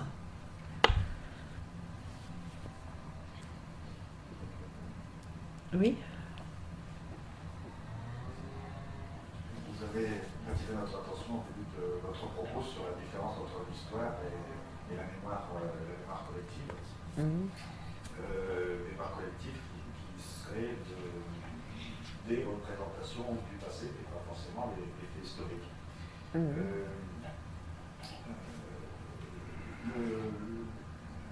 La mémoire collective vient d'une somme, je dirais, de mémoire individuelle, de passé commun, donc de voir vivre ensemble une partie d'événements, comme par exemple de ce soir, c'est un groupe, et on aura une mémoire collective de la soirée. Donc on va l'avoir dans la famille, on peut l'avoir dans une classe, on peut l'avoir au travail, et on aura des souvenirs qui vont fluctuer d'une personne à l'autre. Et en même temps, ces souvenirs, s'ils ne sont pas réactivés, on va les oublier. Donc ce qui va rester, à l'échelle d'un individu, ça a de l'importance, mais c'est à mon avis moins grave que ce qui peut rester, moins important, de ce qui peut rester sur une mémoire collective, justement, sur des faits qu'on dit historiques. Et ce qui me préoccupe un peu, c'est les réactivations justement qu'on peut faire en mélangeant une mémoire collective avec des faits historiques en ne faisant pas la différence des deux. Et à partir du rôle notamment des médias, des prises des tournants qui sont imposés par les institutions et qui disent maintenant on va regarder la guerre 14 sous tel aspect ou la guerre d'Algérie sous tel autre. Et donc à un moment donné, cette mémoire collective, il y a un espèce de groupe que je ne sais pas si on peut définir comme groupe, mais par exemple le groupe des téléspectateurs, si ça existe, comment on reçoit et comment on est réactivé, formé, voire formaté par rapport à ces mémoires collectives qui ne sont pas forcément des leçons d'histoire.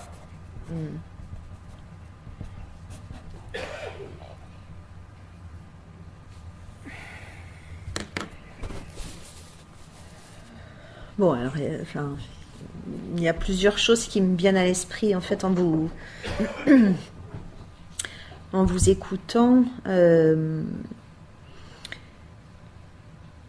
Il y a plusieurs choses. D'abord, ça c'est justement Maurice Alvax qui, dans ses travaux, expliquait. Enfin, il y a une notion que je trouve assez intéressante et aussi assez jolie qu'il appelle la notion du clair-obscur, et dans laquelle il développe l'idée que, y compris du point de vue sociétal, on ne va pas éclairer tout le temps les choses de la même manière. C'est-à-dire que il y a aussi des fluctuations qui font que à certains moments on va s'intéresser à certains aspects et puis qui vont pas tomber dans l'oubli mais être plus dans l'ombre et puis que vont ressurgir d'autres événements, etc. Et donc nous aussi au sein des groupes on est confrontés à tout ça. C'est-à-dire il y a des choses tout d'un coup qui vont réapparaître du point de vue du collectif, du point de vue par exemple de faits du passé, etc., qui vont ressurgir, dont on va se souvenir. Par exemple, pour revenir à 14-18 que j'ai évoqué tout à l'heure, on est en pleine commémoration, là, en 2014, du centenaire. Donc, du coup, on va, j'allais dire, se souvenir davantage, puisqu'on nous invite à nous souvenir plus en ce moment qu'il y a 2 ans. Donc, du coup, ça va forcément mobiliser au sein du groupe une attention, il y a beaucoup plus d'ouvrages qui sortent là-dessus. Moi j'ai un étudiant donc, de M2 là, cette année qui travaille sur la bande dessinée et la transmission à travers la bande dessinée de la Première Guerre mondiale. Il a de quoi faire. Enfin, je veux dire, il y a des choses qui, même en ce moment, ressortent davantage, quoi. Donc il y a ces fluctuations-là qui sont liées à certaines temporalités, des temps aussi qui reviennent justement par le biais de ces commémorations, etc. C'est en fait les 10 ans d'eux, les 20 ans d'eux, etc. Donc qui nous permettent de nos souvenirs. Il y a aussi, je dirais, des fluctuations. Alors, effectivement, on va... cette idée de clair-obscur, elle peut aussi faire référence à ça. Certains groupes vont être plus mis en évidence que d'autres, et donc vont être plus, je dirais, du point de vue d'une sorte d'asymétrie, vont être plus, on va plus les entendre à certaines époques que d'autres. Il y a donc des groupes qui vont plus imposer leur mémoire que d'autres. Et des groupes dont on n'entend jamais parler de l'histoire ou des représentations du passé. Donc ça forge aussi au sein du collectif. Quand vous dites formater, oui un peu. C'est-à-dire que parfois, il y a des groupes dont on se souvient plus que d'autres.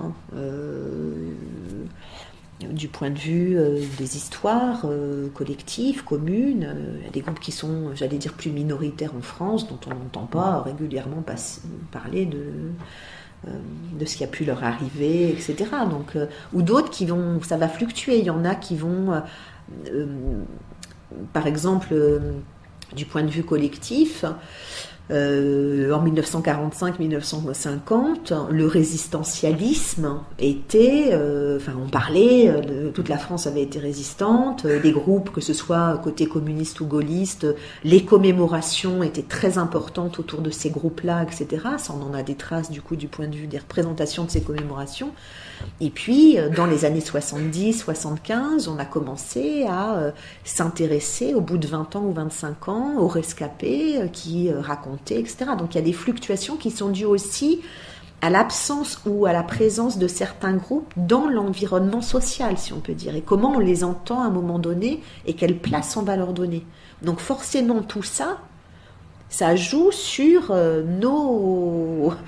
Oui, bien sûr, sur ce qu'on entend, en sachant, vous l'évoquiez, vous parliez de, est-ce qu'il y a un groupe de gens qui regardent la télé, en tout cas, ça construit des opinions, effectivement, tout ça, et après, est-ce qu'on est formaté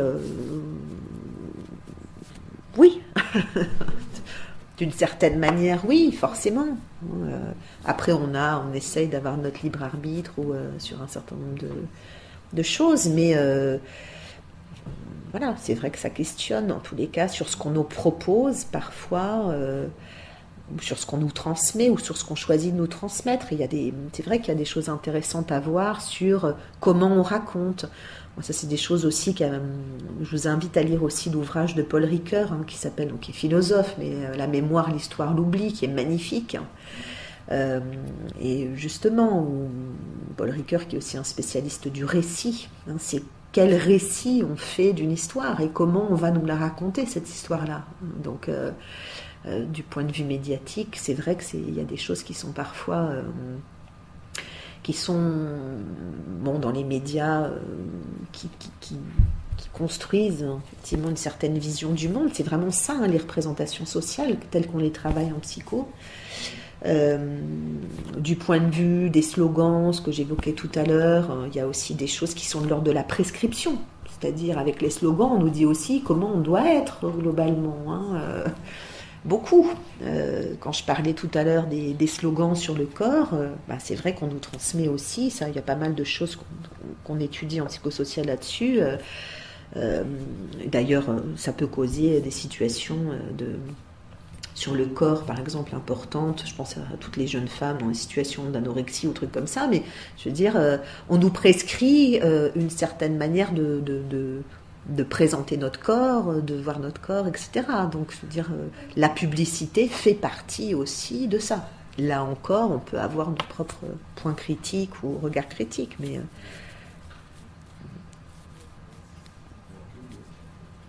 Oui, après, je ne sais pas dans quel ordre vous voyez. Allez-y. Ah. Il vaut mieux que vous avez un... Si voilà, vous avez un micro... Non.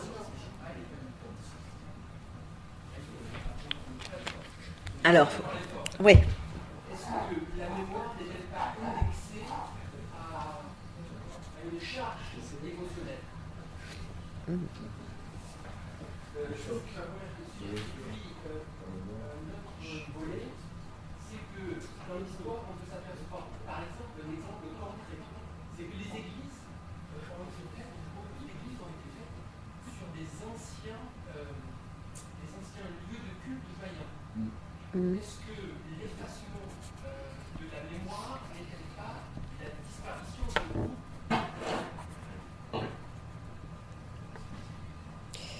Et est-ce qu'aussi l'histoire n'est-elle pas tout simplement un enjeu politique? Si. Ça,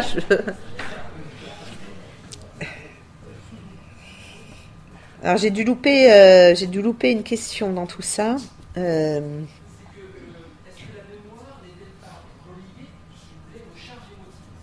Non, c'est pas celle-là, c'est sur la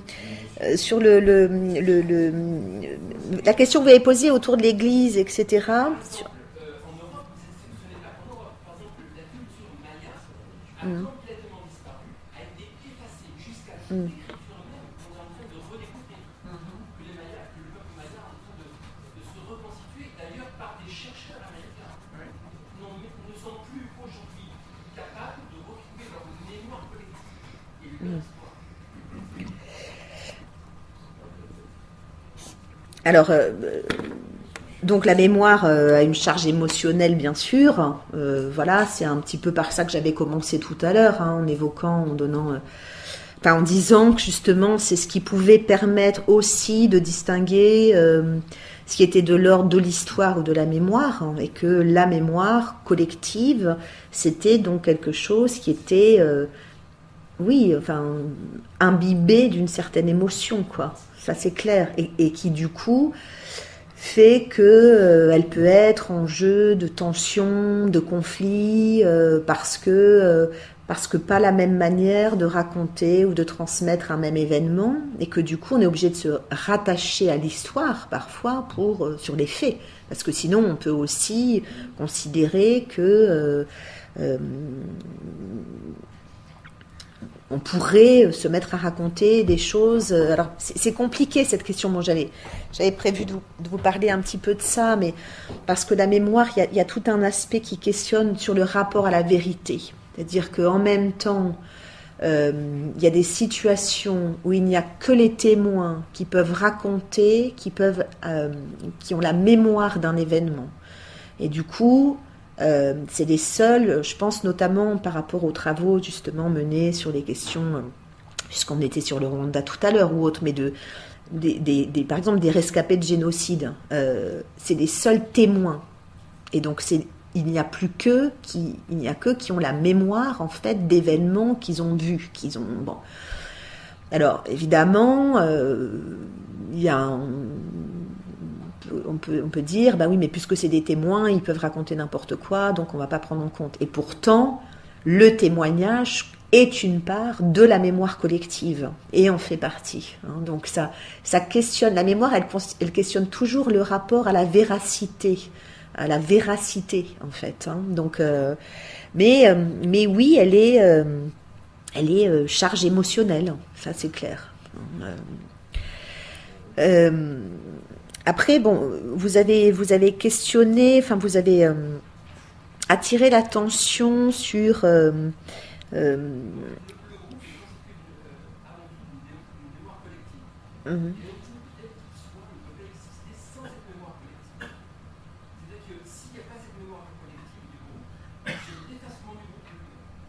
Bon, oui, moi j'aurais plutôt tendance à penser des choses comme ça. Et que du coup, oui, ça c'est le lien que vous faites avec la seconde question que vous m'avez posée. Mais que du coup, parce qu'il y a plusieurs manières d'effacer aussi. Vous dites, bon, enfin, il y a plusieurs manières d'effacer. Il y a parfois des histoires qui disparaissent, effectivement, parce qu'il n'y a pas eu de transmission. Il y a aussi des groupes dans lesquels on va être davantage du côté d'une transmission orale. Il y a des groupes pour lesquels la transmission passe davantage par l'oralité que par l'écrit, par exemple. Je pense à des travaux aussi, alors je ne suis pas du tout spécialisée là-dedans, mais pour avoir lu 2-3 choses, à tout ce qui est de l'ordre de la mémoire Tzigane, etc., qui a été quand même décimée, par exemple, pendant la Seconde Guerre mondiale, et qui a très peu de transmission qui soit de la transmission, j'allais dire, historique, écrite, etc., sur ce qui est arrivé au groupe. Et du coup, ça pose question aussi pour certains groupes sur la transmission autour de leur identité, de la défense de leur identité, etc. Hein, donc, il y a différentes manières aussi de transmettre quelque chose de son histoire, mais bon, voilà. Ça dépend parfois aussi du groupe lui-même. Et puis, donc effectivement, il y a des histoires qui vont disparaître parce qu'il n'y a pas eu de transmission du tout. Ou il y a aussi, et ça c'est ce qu'on verra, enfin, ce que j'aimerais bien aborder la semaine prochaine, c'est que parfois, il y a ce qu'on va appeler des phénomènes de reconstruction historique ou des processus compensatoires. C'est-à-dire que parfois, il y a des histoires qui vont être des histoires un peu difficiles ou douloureuses, et il y en a d'autres qui vont prendre la place dessus. C'est comme des espèces de millefeuilles, hein, ça fait penser un peu à l'image d'un palimpseste, ou, enfin voilà, c'est que... Il y en a une difficile, donc du coup il y en a une autre qui va aller dessus, et le groupe va raconter plutôt celles qui lui sont toujours plus favorables que celles qui sont toujours plus douloureuses. Hein, donc on va aller chercher dans notre histoire collective davantage quelque chose. Évidemment, vous allez me dire, bah oui, ça, même pour soi, on raconte plutôt toujours les histoires glorieuses que les histoires difficiles. On n'a pas forcément toujours envie, même à titre individuel, de raconter des choses qui ont été difficiles ou douloureuses. Mais du point de vue du collectif, c'est un peu ça, c'est-à-dire que les histoires glorieuses vont être mises beaucoup plus en avant. Évidemment, dans les musées, on raconte plutôt quelque chose qui valorise l'histoire du groupe plutôt que qu'il la définisse en termes négatifs, quoi. Donc, parfois, y compris dans l'espace, il y a des histoires qui vont prendre la place d'autres histoires pour le groupe. Un peu une manière d'effacer, en fait, ce qui s'est passé quelques années ou quelques centaines d'années plus tôt. Bon, enfin, oui, la mémoire, c'est évidemment un enjeu politique. Alors, je ne suis pas restée... Il y a des choses auxquelles je m'étais intéressée aussi il y a quelques années autour de ce qu'on va appeler l'instrumentalisation de l'histoire. Hein, c'est-à-dire que, effectivement, on peut aussi chercher à raconter une autre histoire que celle qui a vraiment eu lieu, mais là on n'est pas dans la mémoire, on est dans l'instrumentalisation du passé, c'est-à-dire qu'on va aller chercher des éléments historiques qui vont nous arranger, ou on va les transmettre d'une certaine manière qui va arranger justement une situation ou un discours ou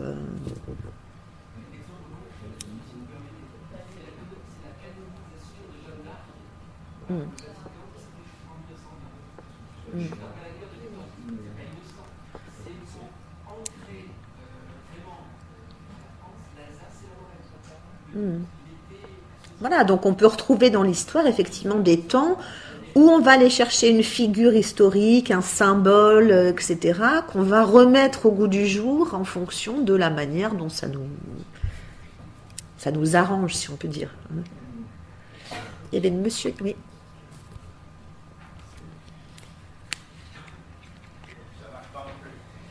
Ah, et si moi j'éteins, ça change rien. C'est pas. Je voulais venir comme monsieur sur le côté émotionnel de la transmission.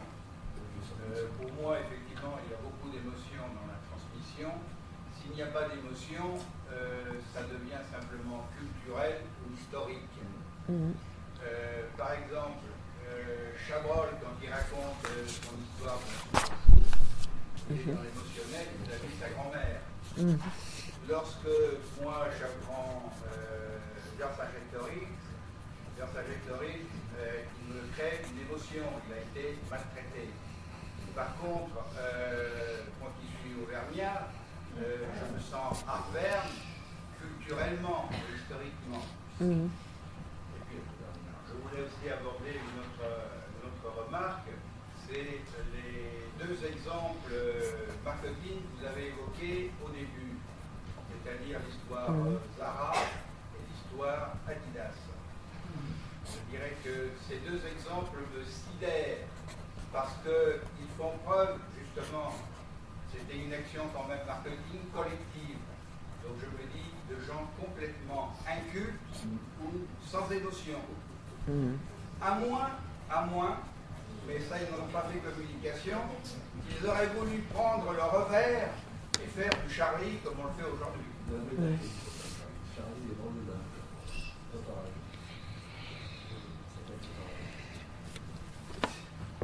Ouais, alors vous reprenez des aspects, en citant un film, références historiques ou personnages historiques, etc. Vous dites bien, c'est ce que l'on se sent historiquement. Et ça, c'est vraiment intéressant parce que c'est vrai que c'est ça aussi, la mémoire collective. C'est-à-dire, ça fait porter au sein des groupes et ceux auxquels on appartient quelque chose.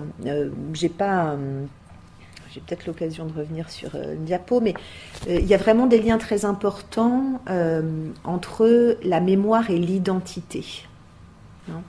Et je vais essayer de juste... vous voyez, j'aurais de quoi... voilà. Les fonctions identitaires de la mémoire collective, elles sont importantes, c'est-à-dire que la mémoire collective, elle va servir, donc j'ai mis une fonction de permanence, une fonction symbolique, une fonction normative, c'est-à-dire que la mémoire, elle sert à quelque chose dans l'identité des groupes. Donc c'est comment on se sent du point de vue de son histoire. Qu'est-ce que ça éveille? Alors vous reparlez effectivement de l'émotion, etc. Mais c'est pas que ça, la mémoire du point de vue identitaire, c'est l'émotion. C'est un cadre aussi pour le groupe. Alors, si je reprends par exemple l'histoire d'Alvax autour de la mémoire familiale, par exemple quand on dit « Ah ben nous dans la famille on est comme ça », ça c'est de la mémoire collective et c'est quelque chose qui est de l'ordre d'un enseignement, d'une fonction normative. Chez nous, on est comme ça. Autrement dit, c'est notre identité, c'est l'histoire, c'est la mémoire de la famille, etc. Mais si on sort du cadre aussi un peu, ça ne va pas forcément toujours. Je ne sais pas comment dire. Enfin, je veux dire, on se plie aussi à une norme qui fait que, je ne sais pas, vous avez tous entendu ça. Ah ben, nous, dans la famille, on est, je ne sais pas quoi... on est des lève-tôt dans la famille, on est des machins, je sais pas quoi, bon bref, peu importe, mais c'est quelque chose qui renvoie à l'identité, mais qui donne aussi un cadre au groupe et une manière d'être qui se transmet à travers le temps. Vous parlez aussi donc de ce que l'on se sent historiquement, par exemple, du point de vue de la mémoire aussi, il y a plein de choses de l'ordre de l'identité symbolique. Un nom de famille qui se transmet à travers le temps, fait référence aussi à la mémoire collective familiale et à questionner aussi en son temps, enfin il y a eu des travaux aussi sur ces aspects-là, je pense notamment à un ouvrage de Nicole Lapierre qui s'appelle « Changer de nom », qui est une sociologue, très bel ouvrage qui raconte, enfin c'est une étude en fait qu'elle a menée sur les gens qui ont demandé un changement de nom. Alors pas parce qu'ils s'appelaient un tel ou un tel parce que c'était rigolo, mais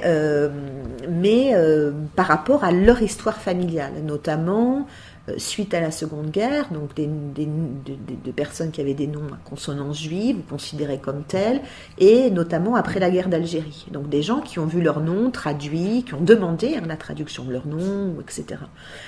Et donc, ce qui est intéressant, c'est qu'elle raconte que les générations suivantes se sont retrouvées avec un nom qui ne correspondait pas du coup à leur origine, c'est-à-dire, et elle parle d'elle aussi, puisque je crois qu'elle s'appelait Wittgenstein ou quelque chose comme ça, et elle s'appelle Nicole Lapierre. Elle raconte ces espèces de filiations un peu trouées, où du coup pour bien faire, pour protéger en fait la famille, on a effectué ces changements de nom, mais que le nom est de l'ordre de la mémoire collective aussi, toute une symbolique qui est importante du point de vue identitaire, quoi.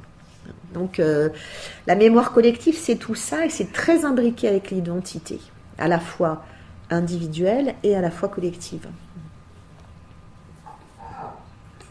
Oui. Et moi, ma question a trait vous l'avez brièvement évoqué, à l'instrumentalisation des faits historiques pour bâtir ou construire une mémoire collective. J'en veux pour exemple le détournement de la figure de Jeanne d'Arc à travers l'histoire contemporaine par exemple, à savoir un parti d'extrême droite qui s'arroge la quasi-exclusivité de la figure de Jeanne d'Arc pour forger une identité politique qui est complètement usurpée. J'en veux pour preuve que les gens qui inspirent l'extrême droite aujourd'hui ont crié par exemple à la divine surprise lors de l'envahissement de la France par les nazis, et c'était une divine surprise dans le sens où il vaut mieux plier les genoux devant les nazis que d'être envahi par les bolcheviks. Ceci m'amène à dire que, effectivement, qu'est-ce qui est de l'ordre du construit, qu'est-ce qui est de l'ordre de la symbolique dans la construction de ce que vous n'avez pas encore évoqué, qui est le roman national ou le récit national. Est-ce que vous pouvez développer ? Qu'est-ce que vous, parce que là il y a des multitudes de choses à évoquer sur ce que vous dites là. Juste sur le dernier point, la construction du récit national, à travers l'histoire, la mémoire a sélectionné, magnifié, glorifié certains faits et minimisé d'autres, en vue justement de construire ce roman national. Oui, alors c'est un peu ce que j'ai évoqué, j'ai l'impression d'avoir un peu évoqué ces questions-là.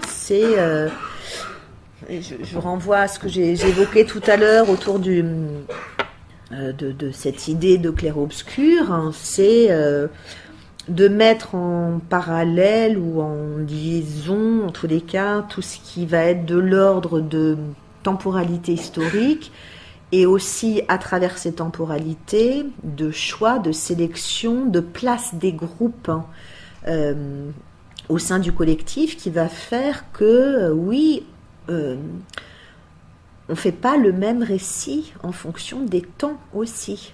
Et il y a des changements extrêmement importants, mais il y a des travaux qui sont faits, alors peut-être plus là aussi du côté des sciences de l'éducation qu'en psychologie sociale, parce que c'est plus leur domaine, mais il y aurait des très bons et intéressants travaux à faire sur la transmission, dans les livres d'histoire, la manière de raconter un événement en fonction du temps. Par exemple, on peut prendre l'histoire de la guerre d'Algérie ou autre. Il y a même 30 ans, on n'en parlait pas dans les livres d'histoire. On en parle davantage maintenant, mais d'une certaine manière, comme on n'en parlait pas il y a encore 10 ans. Donc, et ça ne veut pas dire que les faits changent. C'est-à-dire que du point de vue, alors il y a des travaux, il y a aussi eu un changement depuis, je dirais à peu près les années 1990. Il y a eu un changement en histoire aussi.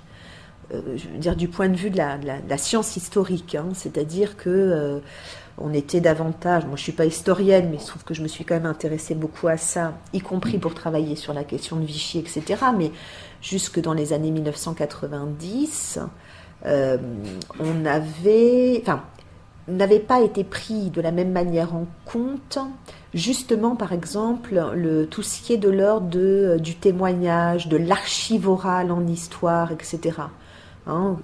L'histoire qui s'en tenait, je dirais un peu aux archives, aux documents, etc., s'est mise aussi à s'ouvrir à d'autres formes d'outils méthodologiques et notamment à intégrer la question des témoignages, etc., dans son travail historique ou historiographique.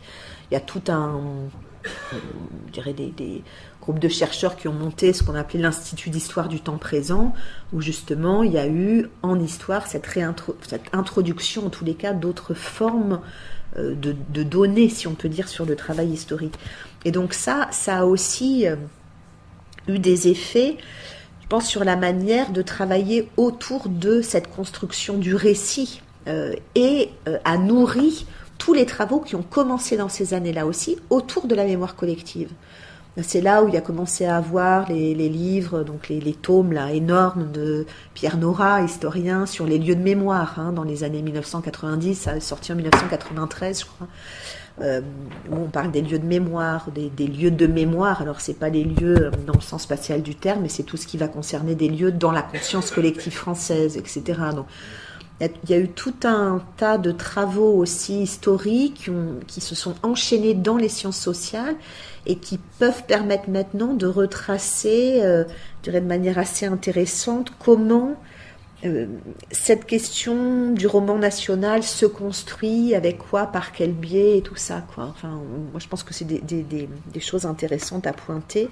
Et puis, oui, vous revenez à ces aspects d'instrumentalisation, de choix, de sélection. On reviendra là-dessus un peu plus tard, mais oui, bien sûr, c'est... on ne construit pas toujours n'importe quelle mémoire. Il y a ce qu'on est, ce qu'on porte, ce qu'on nous transmet, etc. Mais il y a aussi ce que la société nous renvoie ou nous donne, ou donne à transmettre, quoi.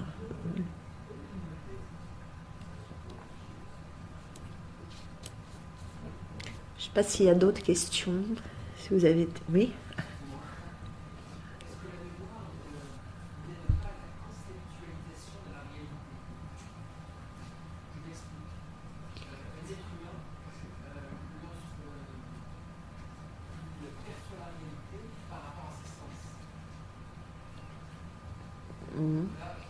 Jusque-là, je vous suis à peu près, oui.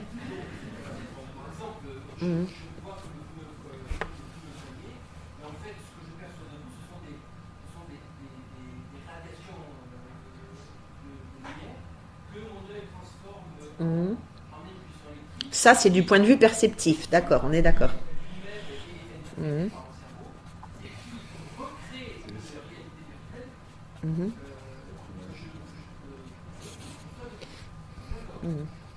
que la mémoire collective, donc pas dans ce sens, est-ce que la mémoire collective n'est pas un cadre de la réalité elle-même? Est-ce qu'elle ne donne pas le cadre de la réalité dans lequel on constitue tout le reste?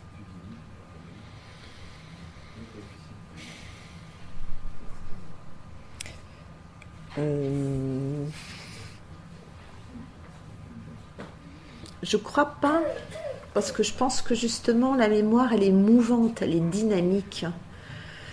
Alors, est-ce que ça pourrait changer et inférer sur nos représentations? Oui, peut-être. Est-ce que ça a un effet sur nos représentations de la réalité au fur et à mesure du temps? Oui, pourquoi pas.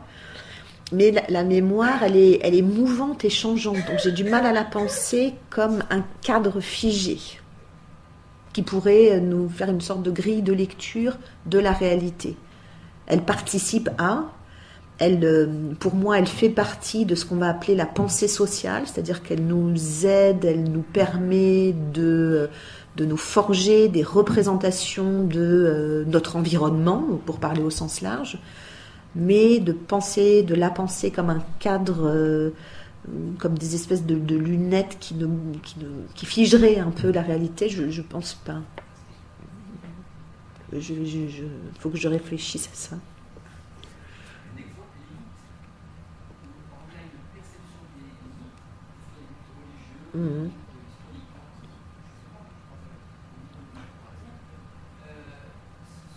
on va parler par exemple du mythe pour le mythe. On l'a dans la tête et on va le garder pratiquement à vie, sauf s'il y a une interaction, un choc qui fait que ce mythe va être déplacé ou changé. Oui, mais ce mythe-là dont vous parlez, le mythe d'Oedipe, il est très culturel. C'est-à-dire que vous allez dans d'autres cultures, on dit pas pareil, on fait pas pareil, on pense pas pareil, on connaît pas, etc. Donc en tout cas, il n'y a pas quelque chose qui... Donc pour le coup, c'est vraiment de l'ordre d'une construction sociale qu'on va voir dans la tête à partir du moment où on nous a transmis que les choses étaient comme ça. Peut-être que si on interprétait dans une autre culture les choses différemment, on ne les penserait pas de la même manière. Donc pour moi, faut pas, en tous les cas, mais je ne pense pas que ce soit ce que vous évoquiez, mais il n'y a rien de... Pour moi, la mémoire collective, c'est effectivement de l'ordre d'une pensée de groupe. Donc il n'y a rien de l'ordre d'une cognition interne à l'individu. C'est quelque chose qui se construit plutôt collectivement, du point de vue effectivement historique et culturel.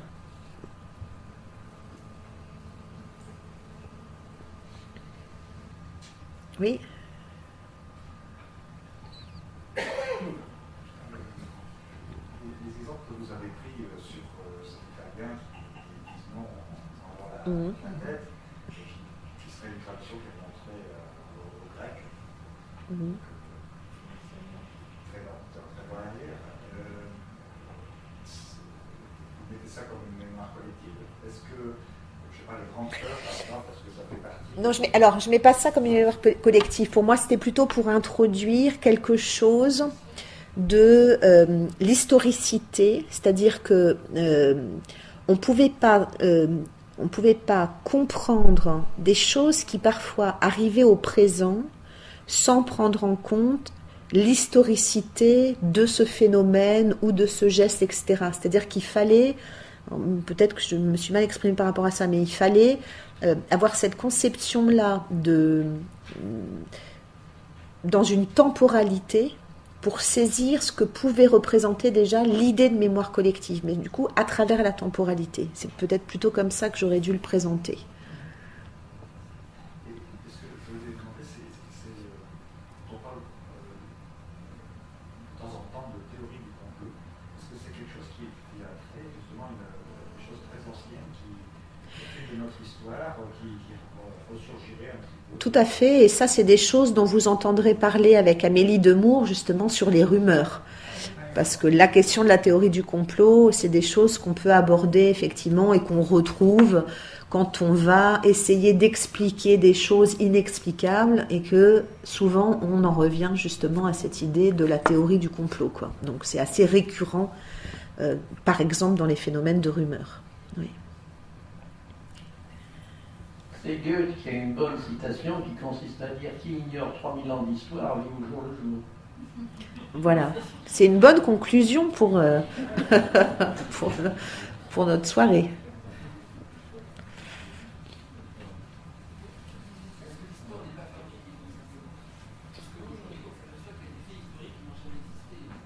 Alors ça, c'est autre chose. Non, je pense qu'il ne faut pas du tout considérer que l'histoire est fabriquée. Je pense qu'il y a des gens qui travaillent sur l'histoire. Il y a des faits historiques. Justement, ça pose tout un tas de... On n'a pas abordé tout ça, mais dans la mémoire collective, il y a toute la question des traces, il y a la question de ce qu'on doit laisser justement du point de vue tangible, quand il n'y a plus de traces d'une histoire, justement comment celle-ci va être transmise, etc.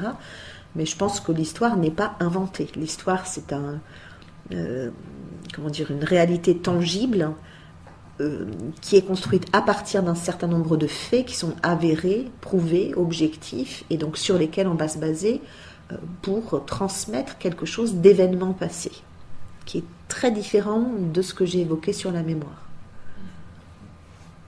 Le risque étant le relativisme justement de l'histoire et de dire tout serait mémoire et donc tout le monde pourrait raconter des choses comme il en a envie. C'est pas la même chose que l'histoire, c'est pour ça que j'ai insisté là-dessus. Qui est lié à l'ouverture des archives aussi. Oui, aussi. Oui, oui. 20, 50, voire 100 ans. Oui.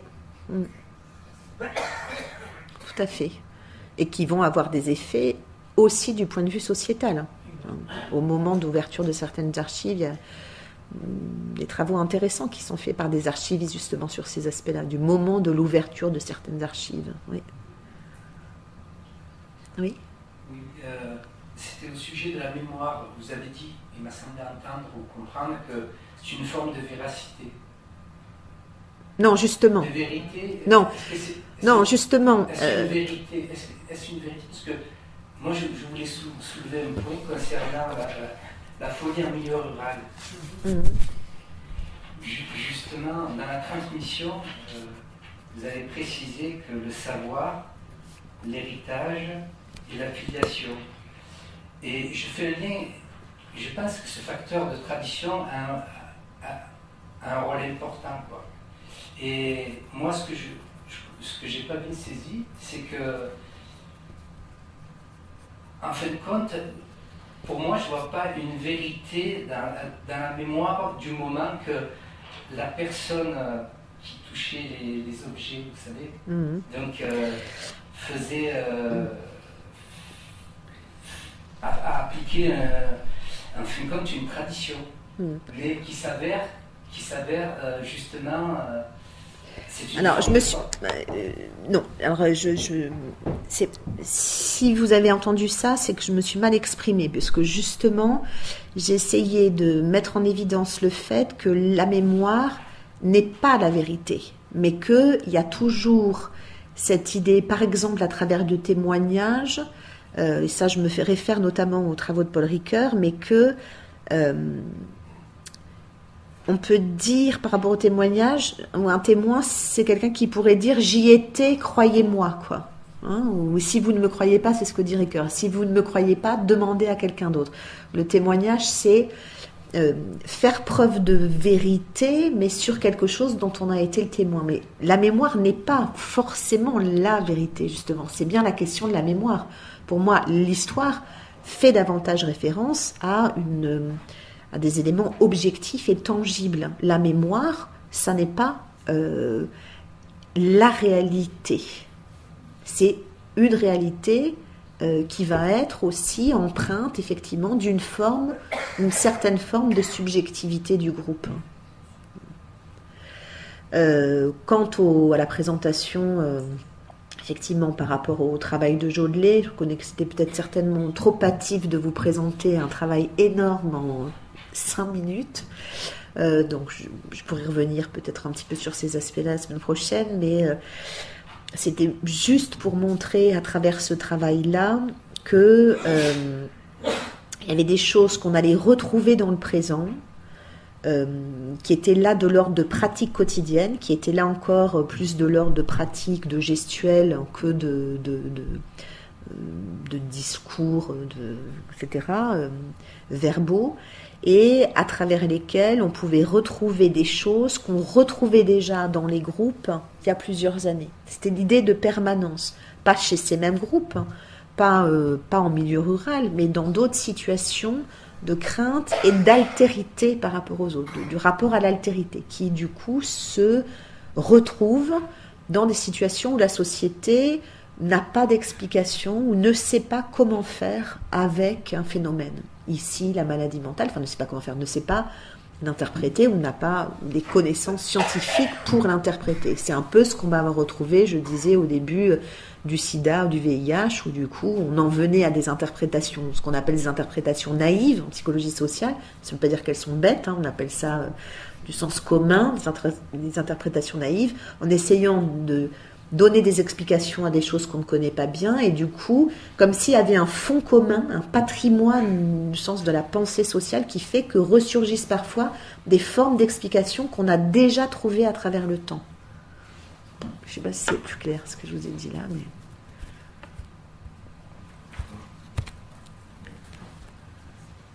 Voilà. Merci à tout le monde.